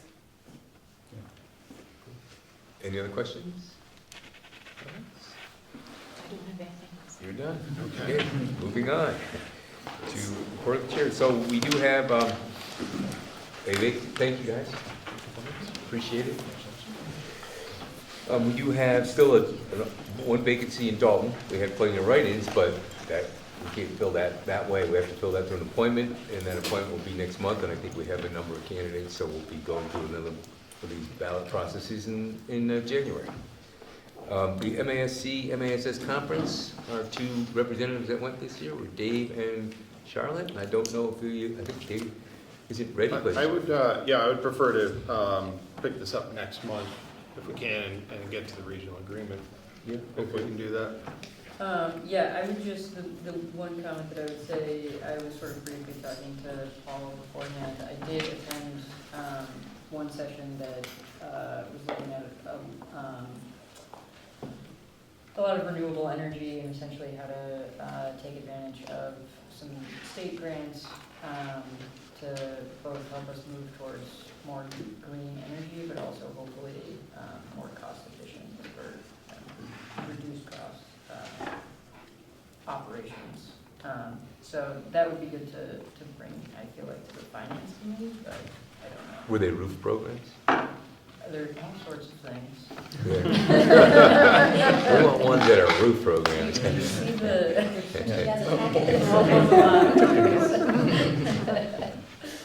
Okay. Anyways, that's all. Okay, and we'll bring it up again. Yeah, we'll pick it up next month. Okay. Thank you. So next up is the hearing on the regional agreement, which did not happen for obvious reasons. We are planning on combining it with the meeting in January. With Tracy February. Nova, February, Tracy Nova. No. The tentative Oh, budget. sorry, Separate. Yeah. sorry. Well, I I've been out didn't of touch touch. any of that. Yeah, so we're gonna, we didn't have a chance to do that meeting because we didn't really have a committee quorum. That, there was a number of reasons why we were recommended not to have a meeting, so we didn't have the meeting. And we're pushing it off to February now. I thought it was January, my mistake. Because we're new, Tracy Novick is also, for the folks who are here in the audience, Tracy Novick is an expert in the Chapter 70 budgeting. She does a phenomenal job of explaining it, and I think it's really valuable for people involved in the budget process in the towns to understand that. So in that January meeting, I strongly recommend coming and being there. That is going to be a public hearing meeting, so we're really looking for, especially the folks on the finance committees of the towns, being at that meeting in January. As far as the regional agreement goes, yeah, we'll pick it up again in February, and if we I think what the challenge is if we don't make any changes, we could send it back to the towns and they could vote on it again. I think there's opportunity to make changes, but we have to make those changes before, if we want it on this spring's ballot, which, we can or not, but if we make changes, all the towns have to approve it, we have to have it 45 days before the first town meeting. And, that's why the meeting's scheduled for February. If we decide not to, if we change the language, then I'd say we need to go back to the regional ad hoc committee and have it debated and not do this spring, but go for next spring, is what the plan is. And I don't know if anybody has any questions or comments on that.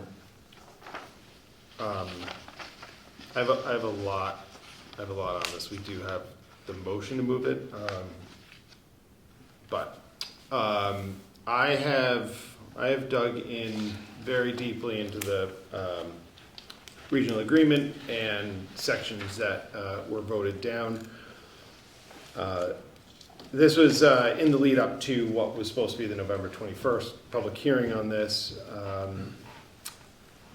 And what I was trying to do is to understand really what the core issues were for myself there.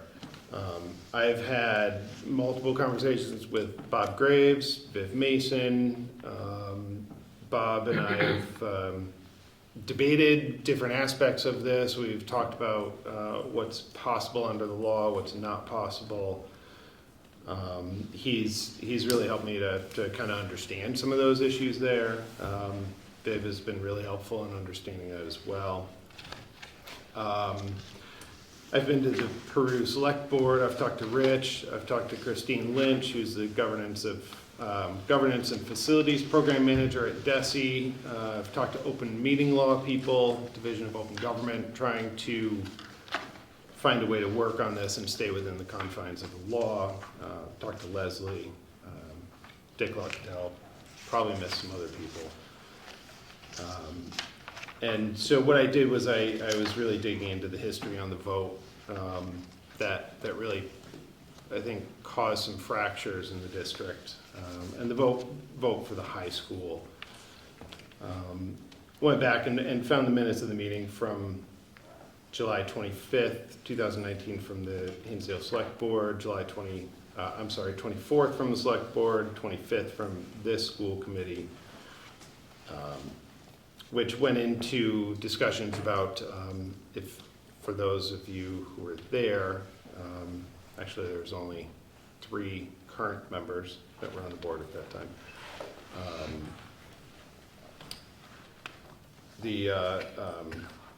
With the issues between Hinsdale and the district over the voting, the way that the vote happened and the voting methods,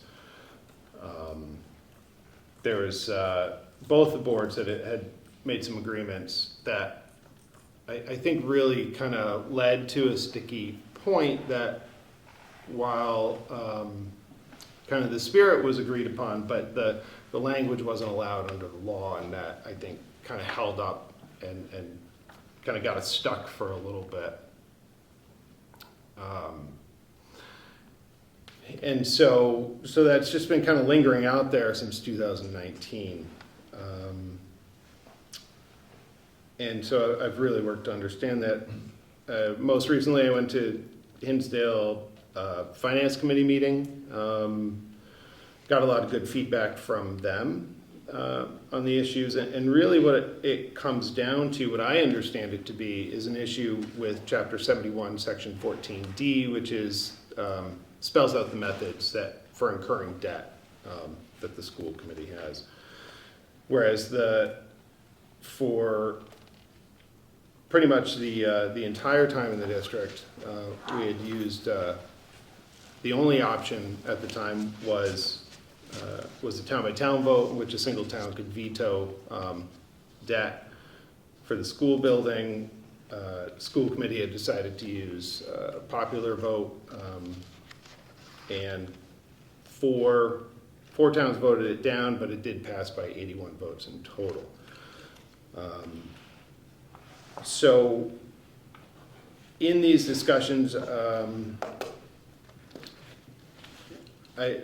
we've come up with some some scenarios that, that I think some members in Hinsdale might find agreeable for language. I do think that we will have to pull back the regional ad hoc committee to go through some of these.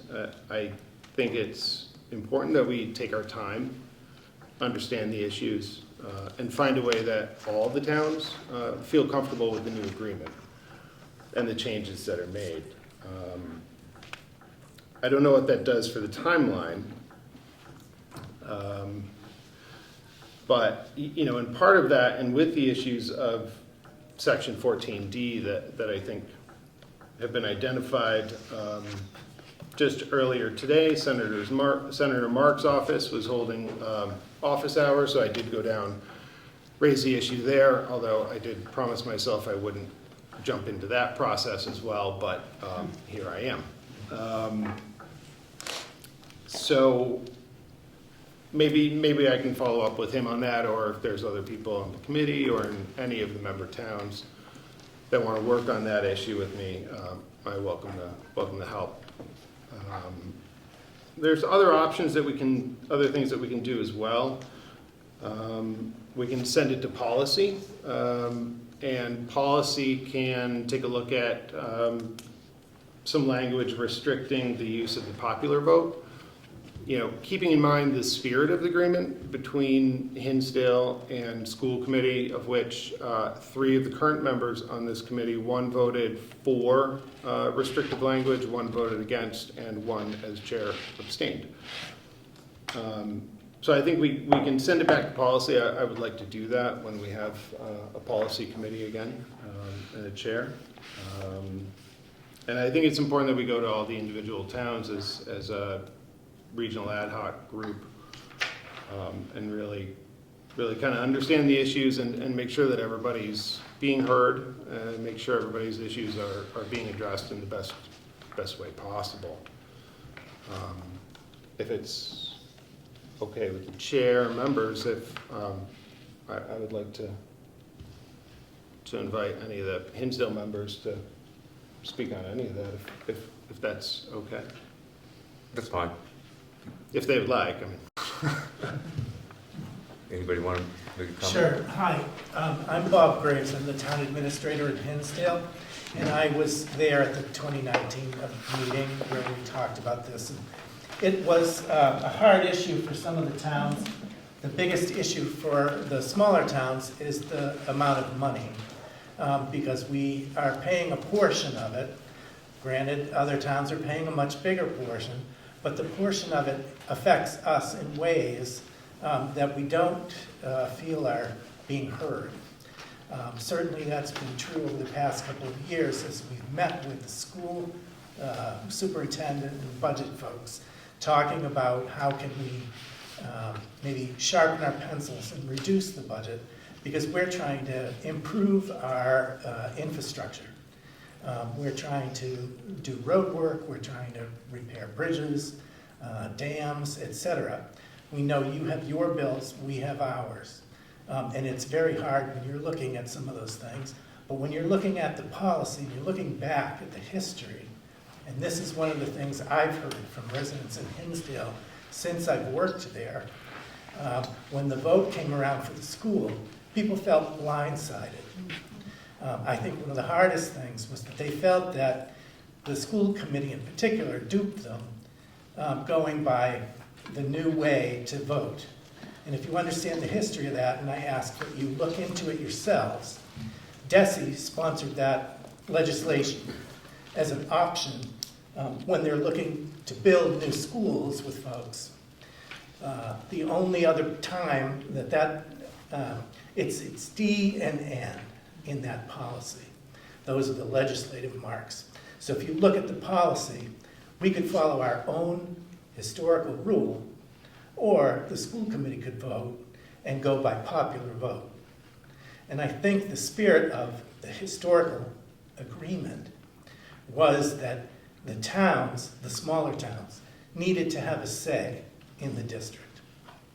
And what happened was that was taken away, but it wasn't really clearly explained to people until we got much closer to the vote on spending the big money.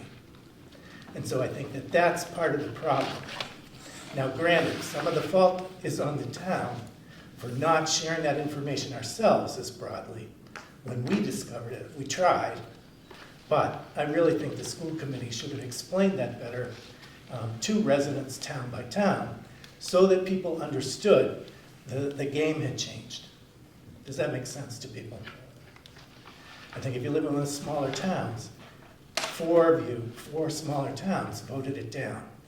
They were almost shocked when it passed. At least that's what we've heard.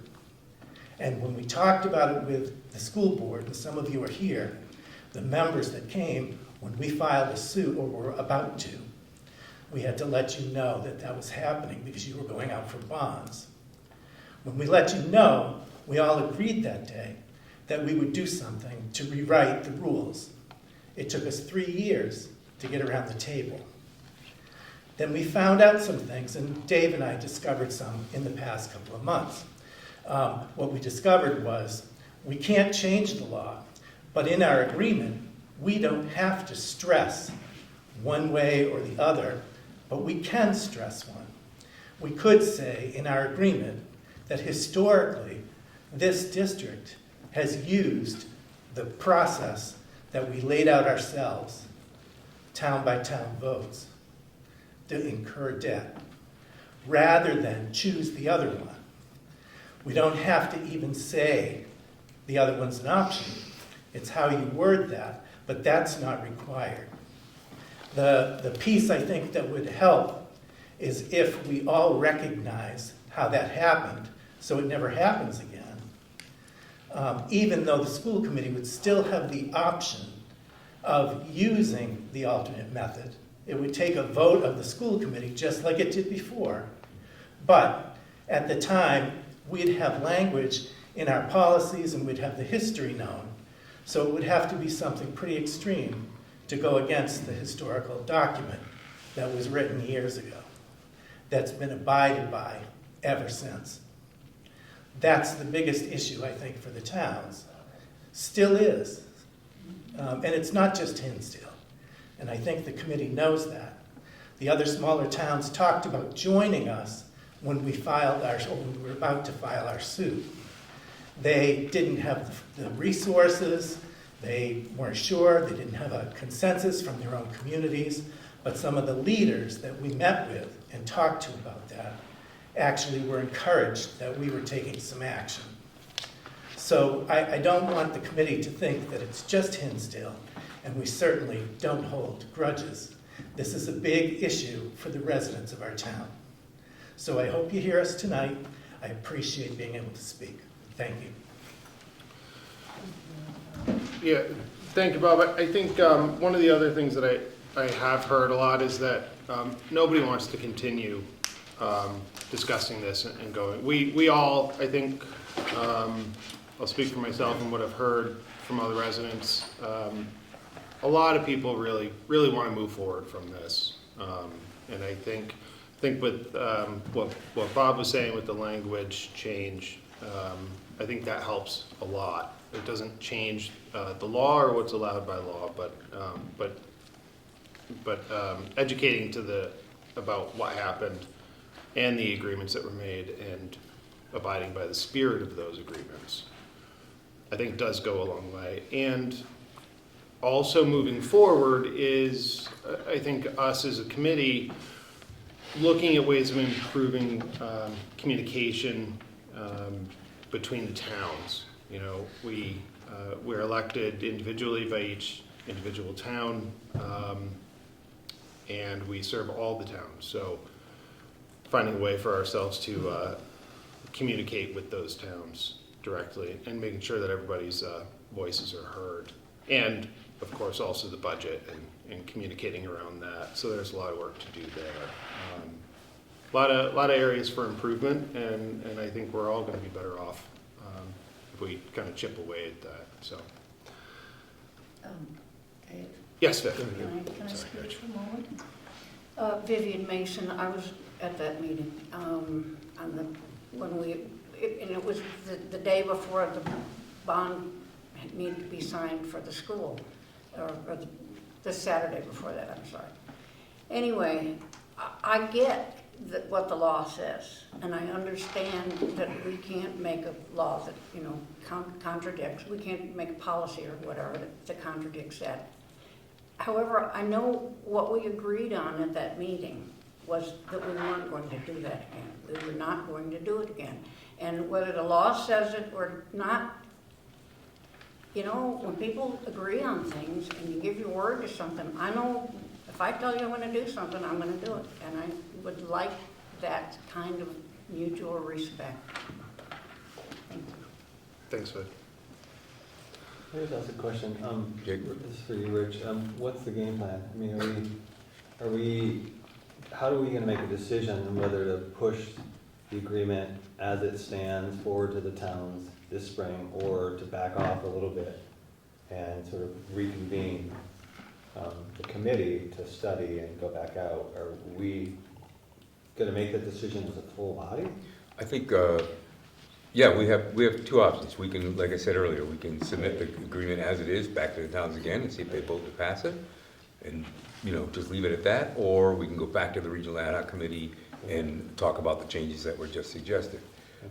It's really up to the committee, not up to me. I mean, I'd say if somebody wants to make a motion to say we reconvene the ad hoc committee and put it back to them, and then aim for 2026 instead of 25, I mean, I'm fine with that.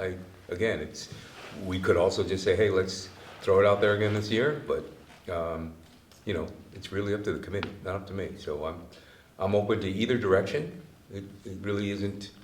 I haven't got a preference one way or the other. I mean, I feel like we need more discussion on it, to be honest with you. But that being said, what's the downside of waiting? So we're sort of backing up, sort of, you know, taking a temperature check, sort of reflecting some of the feedback we've heard, and having the committee reconvene and sort of bring it forward so that we'd be voting, the towns would be voting in 26, not 25. Yeah, we've been operating without an approved agreement for a long time, 1997. Yeah. So I don't think the downside is tremendous, right? But it is significant, right? There's issues with not having an approved agreement, and we're at risk in some areas. 97 wasn't approved. I was just corrected. 97 was approved. It was 68 was the last time it was approved. Thought I read that in the packet, but anyways, it's been a long time we've been operating without approval. It was state law is we're supposed to be operating with approval. So obviously we operate under the state law, and that trumps anything we do in a regional agreement. But I agree that, you know, it's not that big of a risk because we've been operating a long time without an approved agreement. It's more of a risk to the towns if some things aren't really well defined. So I'm fine with going back to the regional ad hoc committee. I was somewhat opposed to that because they put in so much work on that, and all these things were debated and talked about. But you know, we go back to the drawing board. Maybe not to the drawing board, but bring it back to the towns again. And maybe more towns will be engaged this time because it went to the town. But you know, there wasn't a ton of engagement. So yes, Barbara.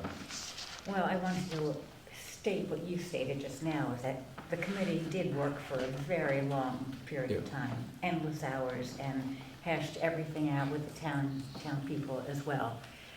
However, that being said, I don't think it's a good idea to return the regional agreement and vote on it without addressing it again. I think it's almost a slap in the face, and I wouldn't support that at all. I think the community is telling us they want to talk about it more. I think we have to respect the community. Okay. Go ahead, Dave. Yeah. As far as operating without an approved agreement, in my conversation with Christine Lynch from DESE, DESE does not have an enforcement or penalty mechanism for not having an approved agreement, right? So what they do, the way it was explained to me, is that it's essentially a legal review to make sure that we're not doing anything that's against the law, right? We still want their blessing, of course, but there's not a penalty for not having that approval. To your question, Jake. Yeah, sure.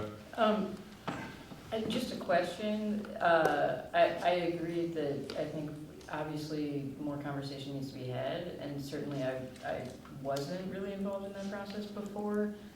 So I'm still trying to understand and figure out sort of the whole situation and backstory, et cetera. But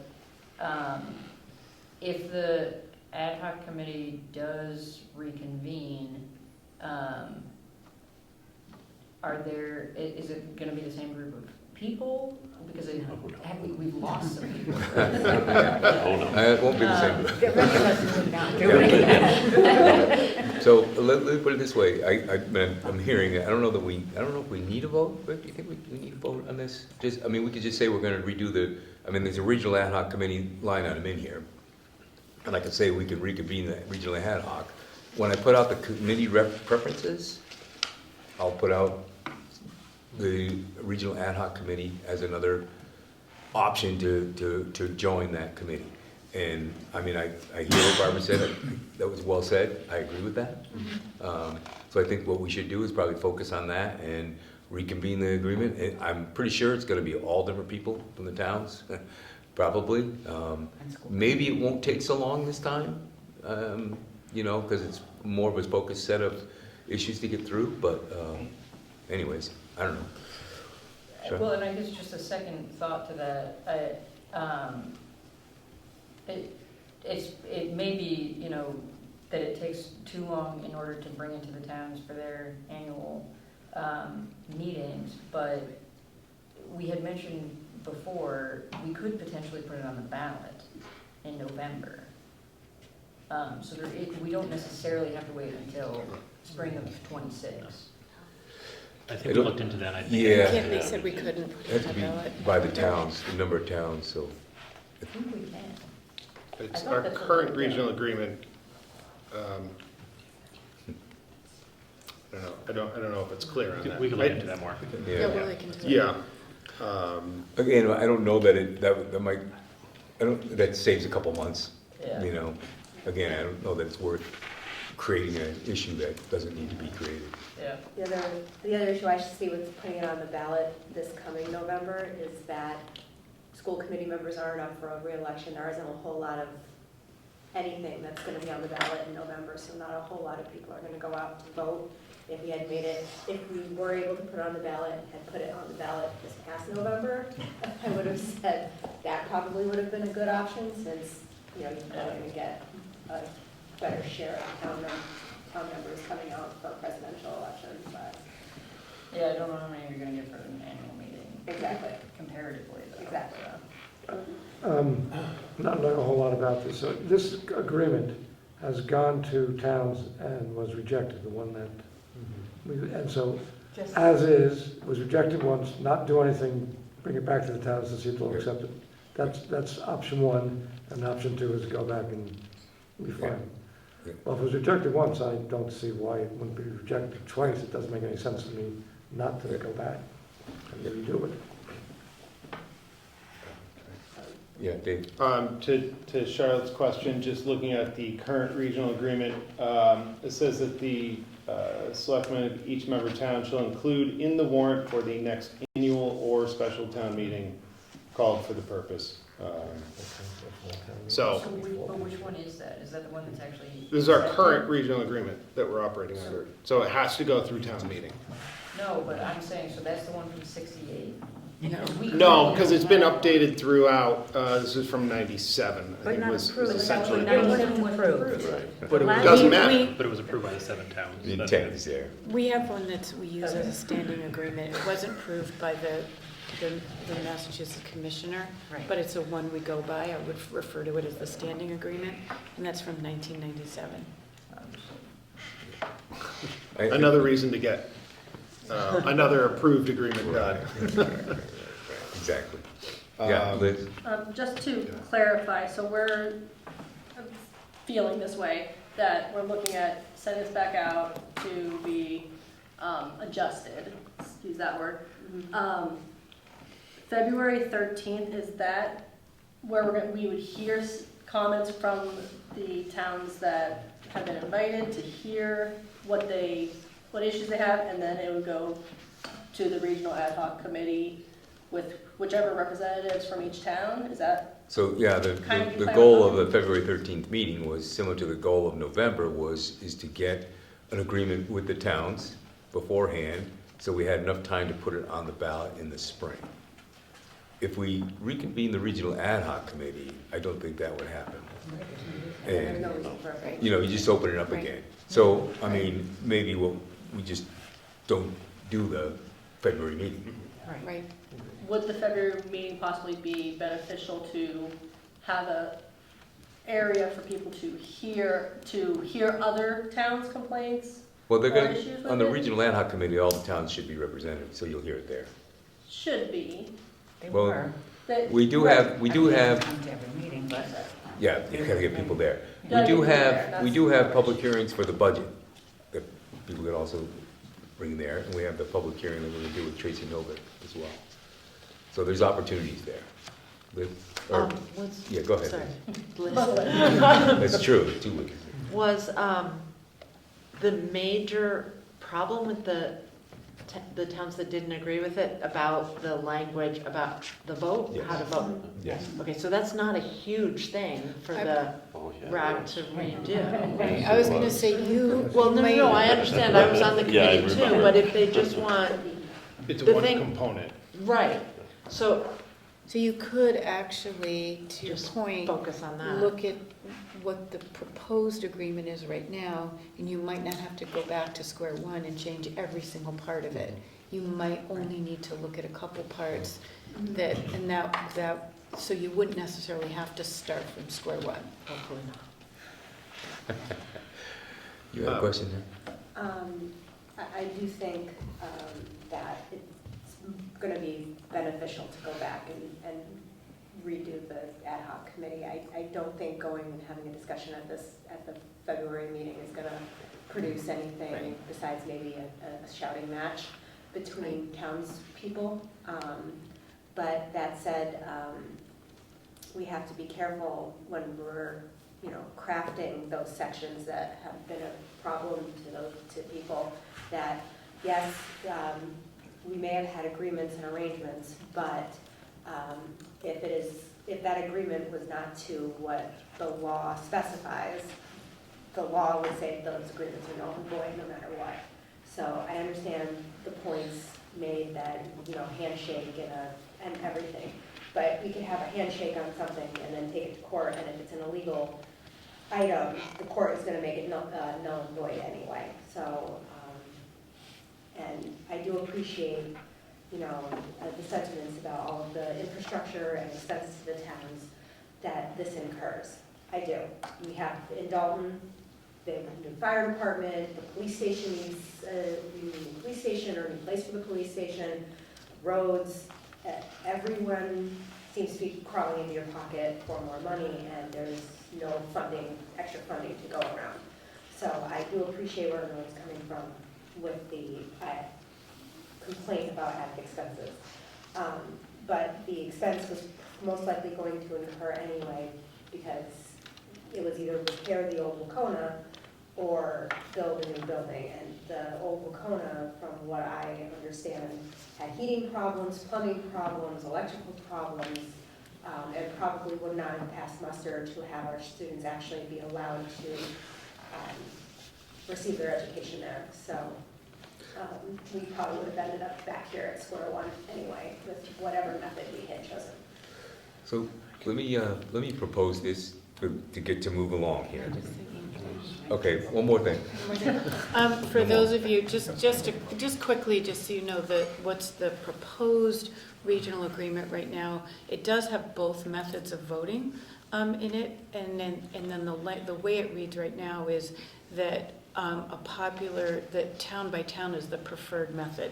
So you could, take that back to a regional ad hoc, and you could work on that language so that language is more acceptable to some of the towns. For example, you could say something along the lines of the default method would be, and just make that language a little stronger so that your towns are feeling more confident that that would be the method that we would that would be the method that we would go to first. So it might not be going back to, for those of you who haven't been on the committee for a while. So it is, both are in there now, but I think working through that language might not be as lengthy. I don't think it's going to be as lengthy a process as it was to do that original proposed agreement. So that's just a thought, something to think about. I'm gonna say this. Let me just propose this. We have a motion in there right now. We're going around and around on whether we have this meeting or go back to the regional ad hoc. Let me say, let's vote on the motion. And if we turn the motion down, we're going back to the regional ad hoc. If we approve the motion, we'll attempt to change the language and talk about the language at that February 13th meeting. Does that sound acceptable to move on? Does that sound reasonable to you? It's a way of getting everybody to vote on whether they want to go try to make an attempt at this before, so we can get it on this spring's regional town meetings, or we go back to ad hoc, because obviously if we don't do it by February 13th, we aren't going to have enough time. I would prefer to make a motion to refer this to the subcommittee. To what subcommittee? To ad hoc. Regional agreement ad hoc, send it to them. Well, it's still on our list as a committee, but it's not really, we'll have to reform all the committees. Essentially, that's the same thing. Other than, the motion we have in here to have this meeting in February 13th. So, 2 votes. Did you make that motion or not? Go ahead and make a motion. I'd like to make a motion to refer this to the regional agreement ad hoc subcommittee for further review and discussion. Second. Any discussion on that? That we are referring this to a committee that does not exist at the moment. No, it has been idle for quite some time, but it's still on our list it's still in our policy as a committee. So if you want to be on that committee, you'll send your notes in there. So I got a motion and a second. Any other discussion? Okay. The only other thing was, assuming that the motion passes, to just send notice out to the towns to gather up their representatives for the subcommittee. Well, we'll have to convene our subcommittee as well, figure out who's going to be on that committee and who's going to chair it. So if there's no other discussion, can I get all in favor, say aye? Aye. Aye. Any opposed? No. One no, 2 noes. Motion carries. So I think we don't need to do the other motion for the February meeting. So good discussion, everybody. I think Todd is going to say, I'm not going to be the chair of that committee. I might have just walked myself into it. 100% did, David. 100%. Okay. I'll make that motion right. I'll make that motion right now, David. So next up, really quickly, we have a vote for the hearing for the Tracy Novak meeting on the 6 p.m. one in January. So if you want to read that motion. Be it resolved that the school committee approved the preliminary state budget public hearing on January 23rd, 2025 at 6 p.m. at Nescus Regional Middle School with guest speaker Tracy Novak, the field director of school finance from MASC. Second. A second. Any discussion on this one? Seeing and hearing none, all in favor say aye. Aye. Any opposed? Abstain? Motion carries. All right, moving on, subcommittee reports, which I don't think we've been busy, so curriculum. Hi, everybody. I know Lad is already for all the new members. We last met for curriculum subcommittee on October 30th, where the 2 points, we had 2 points of discussion. One was we got an update from Assistant Superintendent Mike Null on the status of the science program pilot that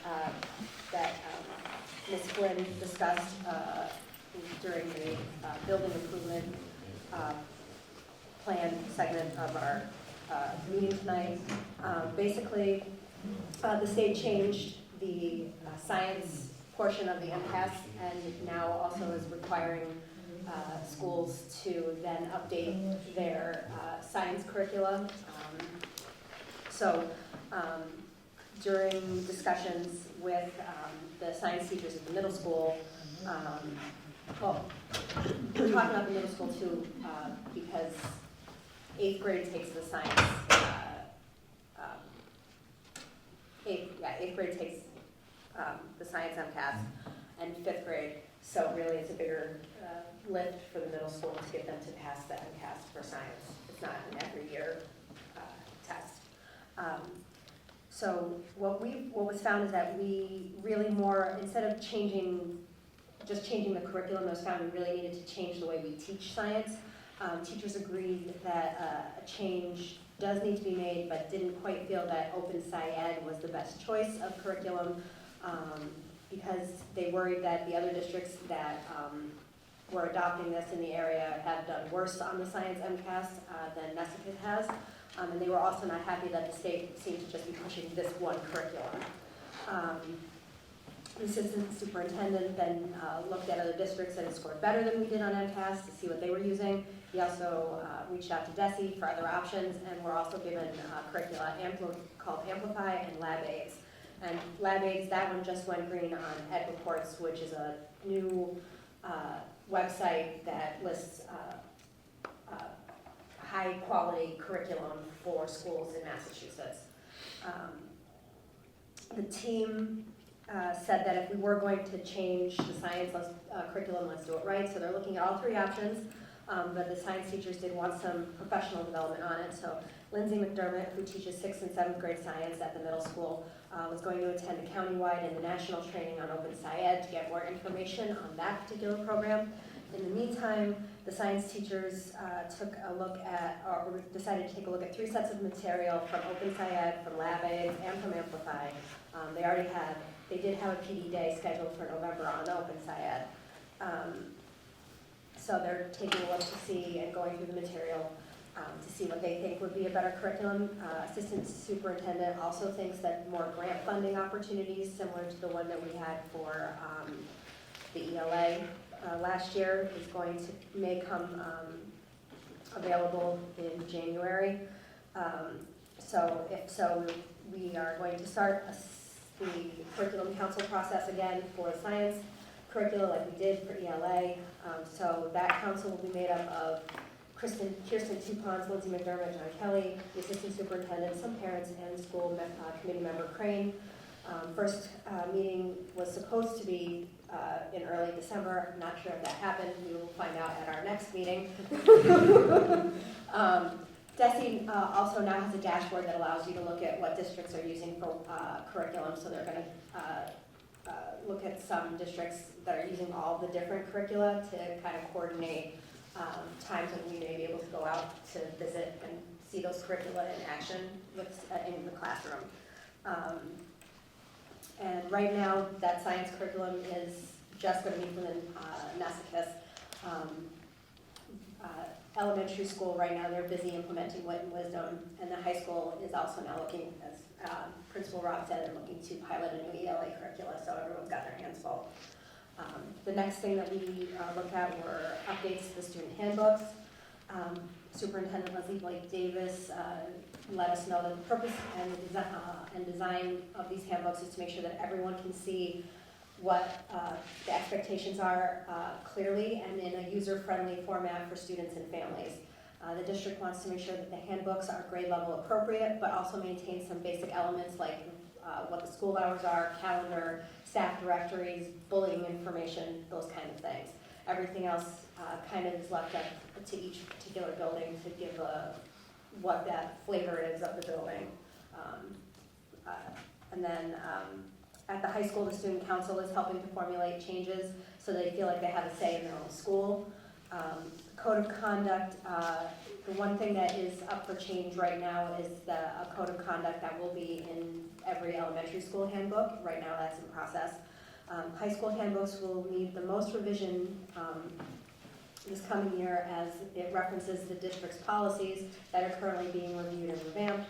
Once the policy manual is updated, the policy by the policy subcommittee that will then be revised into the handbook, and Mr. Shannon, who is the Dean of Students at the high school, is hoping to have a revised handbook for us to review by May. Also need to make sure that all handbooks are in compliance with national law, and going forward, the idea is to also get NESICA students involved in their handbook process, probably as an 8th grade civics project.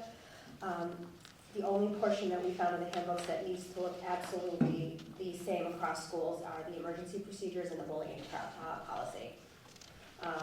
Our next meeting is going to be, it was supposed to be December 3rd. It's actually going to be this coming Monday, December 16th at 7 p.m. on Zoom, where we will be going over fall benchmarking and seeing how all of our interventions and supports that we have put in place are doing in lifting our students. We are also going, that's going to be a big lift. And then we're also meeting on January 14th, where we will go over the science pilot, get an update on that, a discussion on how the high schools are on, these high schools coming with their ELA piloting, and then get an update on how Witten, Wisdom, and Eureka 2 implementation is going in the elementary schools. Oh, and then also a discussion on the professional development data special education had on dyslexia. Any questions for Ellen? Dave? When it comes to the handbooks, Ellen, when you guys look at that,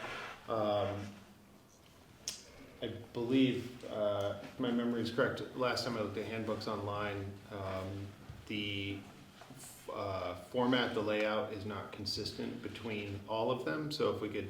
Yeah, they've been working on that. Okay, thank you, so that the titles and subject headings, they all just kind of flow the same. Right. They're all a little different. Right, that is going to, they're trying to make that more consistent so that, Thank you. you know, you can go in and, all right, here's the table of contents, these are your staff members, this is the school hours, these are the emergency procedures.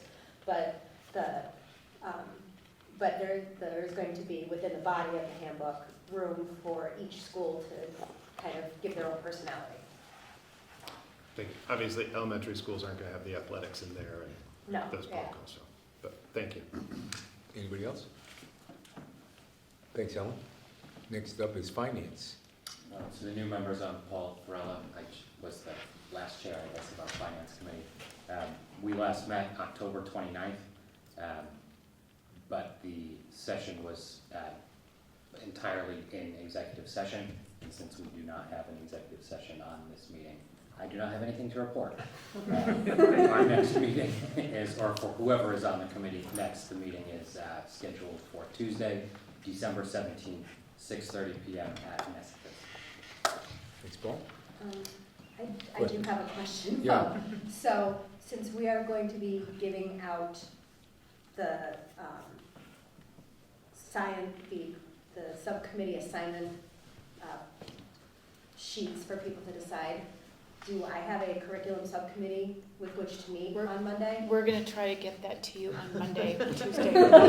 We are up-fronting that, so that's why I think Beth sent it this evening. Or I'm going to send I just added regional ad hoc to the form, and I'm going to mail it out to all you guys right after the meeting. Okay, I'm going to get that back, please.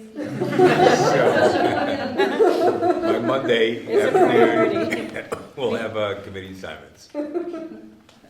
Normally, we're pretty relaxed about it, but not this month. Same thing with finance. Okay, policies next. Hi, I'm Charlotte Crane. I was the chair of policy, and I do not have a report because we haven't met in a long time. Safety and wellness, Liz? Liz Lansbury, I was the most recent safety and wellness chair, and we have also not met. Same situation as policy, so we will meet sometime in the future, hopefully. Okay. Personnel, yeah, skip personnel. Who's personnel is Richard Lacatelle, who is online here, but no longer a committee member. But I don't know that he has any report. Anybody else from the personnel committee? I don't think they've met. Yeah, I don't think they've met either. So, yeah. Okay, the Wacona Building Project, I would say that we had a call with all the parties on the call with respect to the HVAC issue, and we are meeting December 18th on site here with all the parties involved in that, so that's moving forward. Regional ad hoc, we just discussed that, so we, previously. Superintendent ad hoc evaluation. Okay, well, we met on October, I'm Barbara Kraft-Reese, and I was the chair of the superintendent's ad hoc committee. We met on October 28th, and all of the members were present. Oh, no. I wasn't there. Sorry, Liz. The superintendent provided us with a self-reflection and an update of her goals and the work related to both. What impressed me the most about everything was that how in concert the superintendent goals are with what we saw tonight, the district goals and the school improvement plan. They're all together. I've worked in so many different districts where they're so different. You know, you have to go look for the superintendent goals here, look for the district. So the fact that they're all so closely aligned, I think, is a wonderful thing. So Leslie did talk about these specific positive results in grades 3 through 8 ELA with Central Berkshire outperforming the state. Improvement areas were targeted with math, wherein we were slightly below the state. We talked about some subgroup performance. On the high school level, grade 10 ELA stood out as outperforming. Then we just talked about benchmark data also that supported the work that was going on in the schools and also the superintendent's goals. Let's see. Mr. Farella made a motion to accept the superintendent's goals as outlined in the presentation to bring forward to the full school committee. And members were pleased with the work that was done by the superintendent, and she acknowledged that this process was very meaningful. So we're going to have another quarterly meeting in late January or early February, and then the work will begin on preparing the official evaluation. It will be done this year. By May, I'm hoping. We'll send it out to all the school committee members, along with links that Leslie will provide for where all of the information is available to all of us. So the meeting was adjourned, and we don't have a specific date for January or February, but I will work on that as soon as we find out about subcommittees and assignments. And you have a motion there, but any Yep. questions for Barb? Seeing none, hearing none. Okay, so be it resolved that the school committee approve the superintendent's goals as recommended by the ad hoc committee. And the superintendent's goals are exactly what we saw tonight, same as the district and the school. It also came in your packet. Yeah. Second. A second. Any discussion on this? Hearing none, seeing none. All in favor, say aye. Aye. Opposed? Any abstains? Motion carries. Okay. Thank you. We're down to any old business?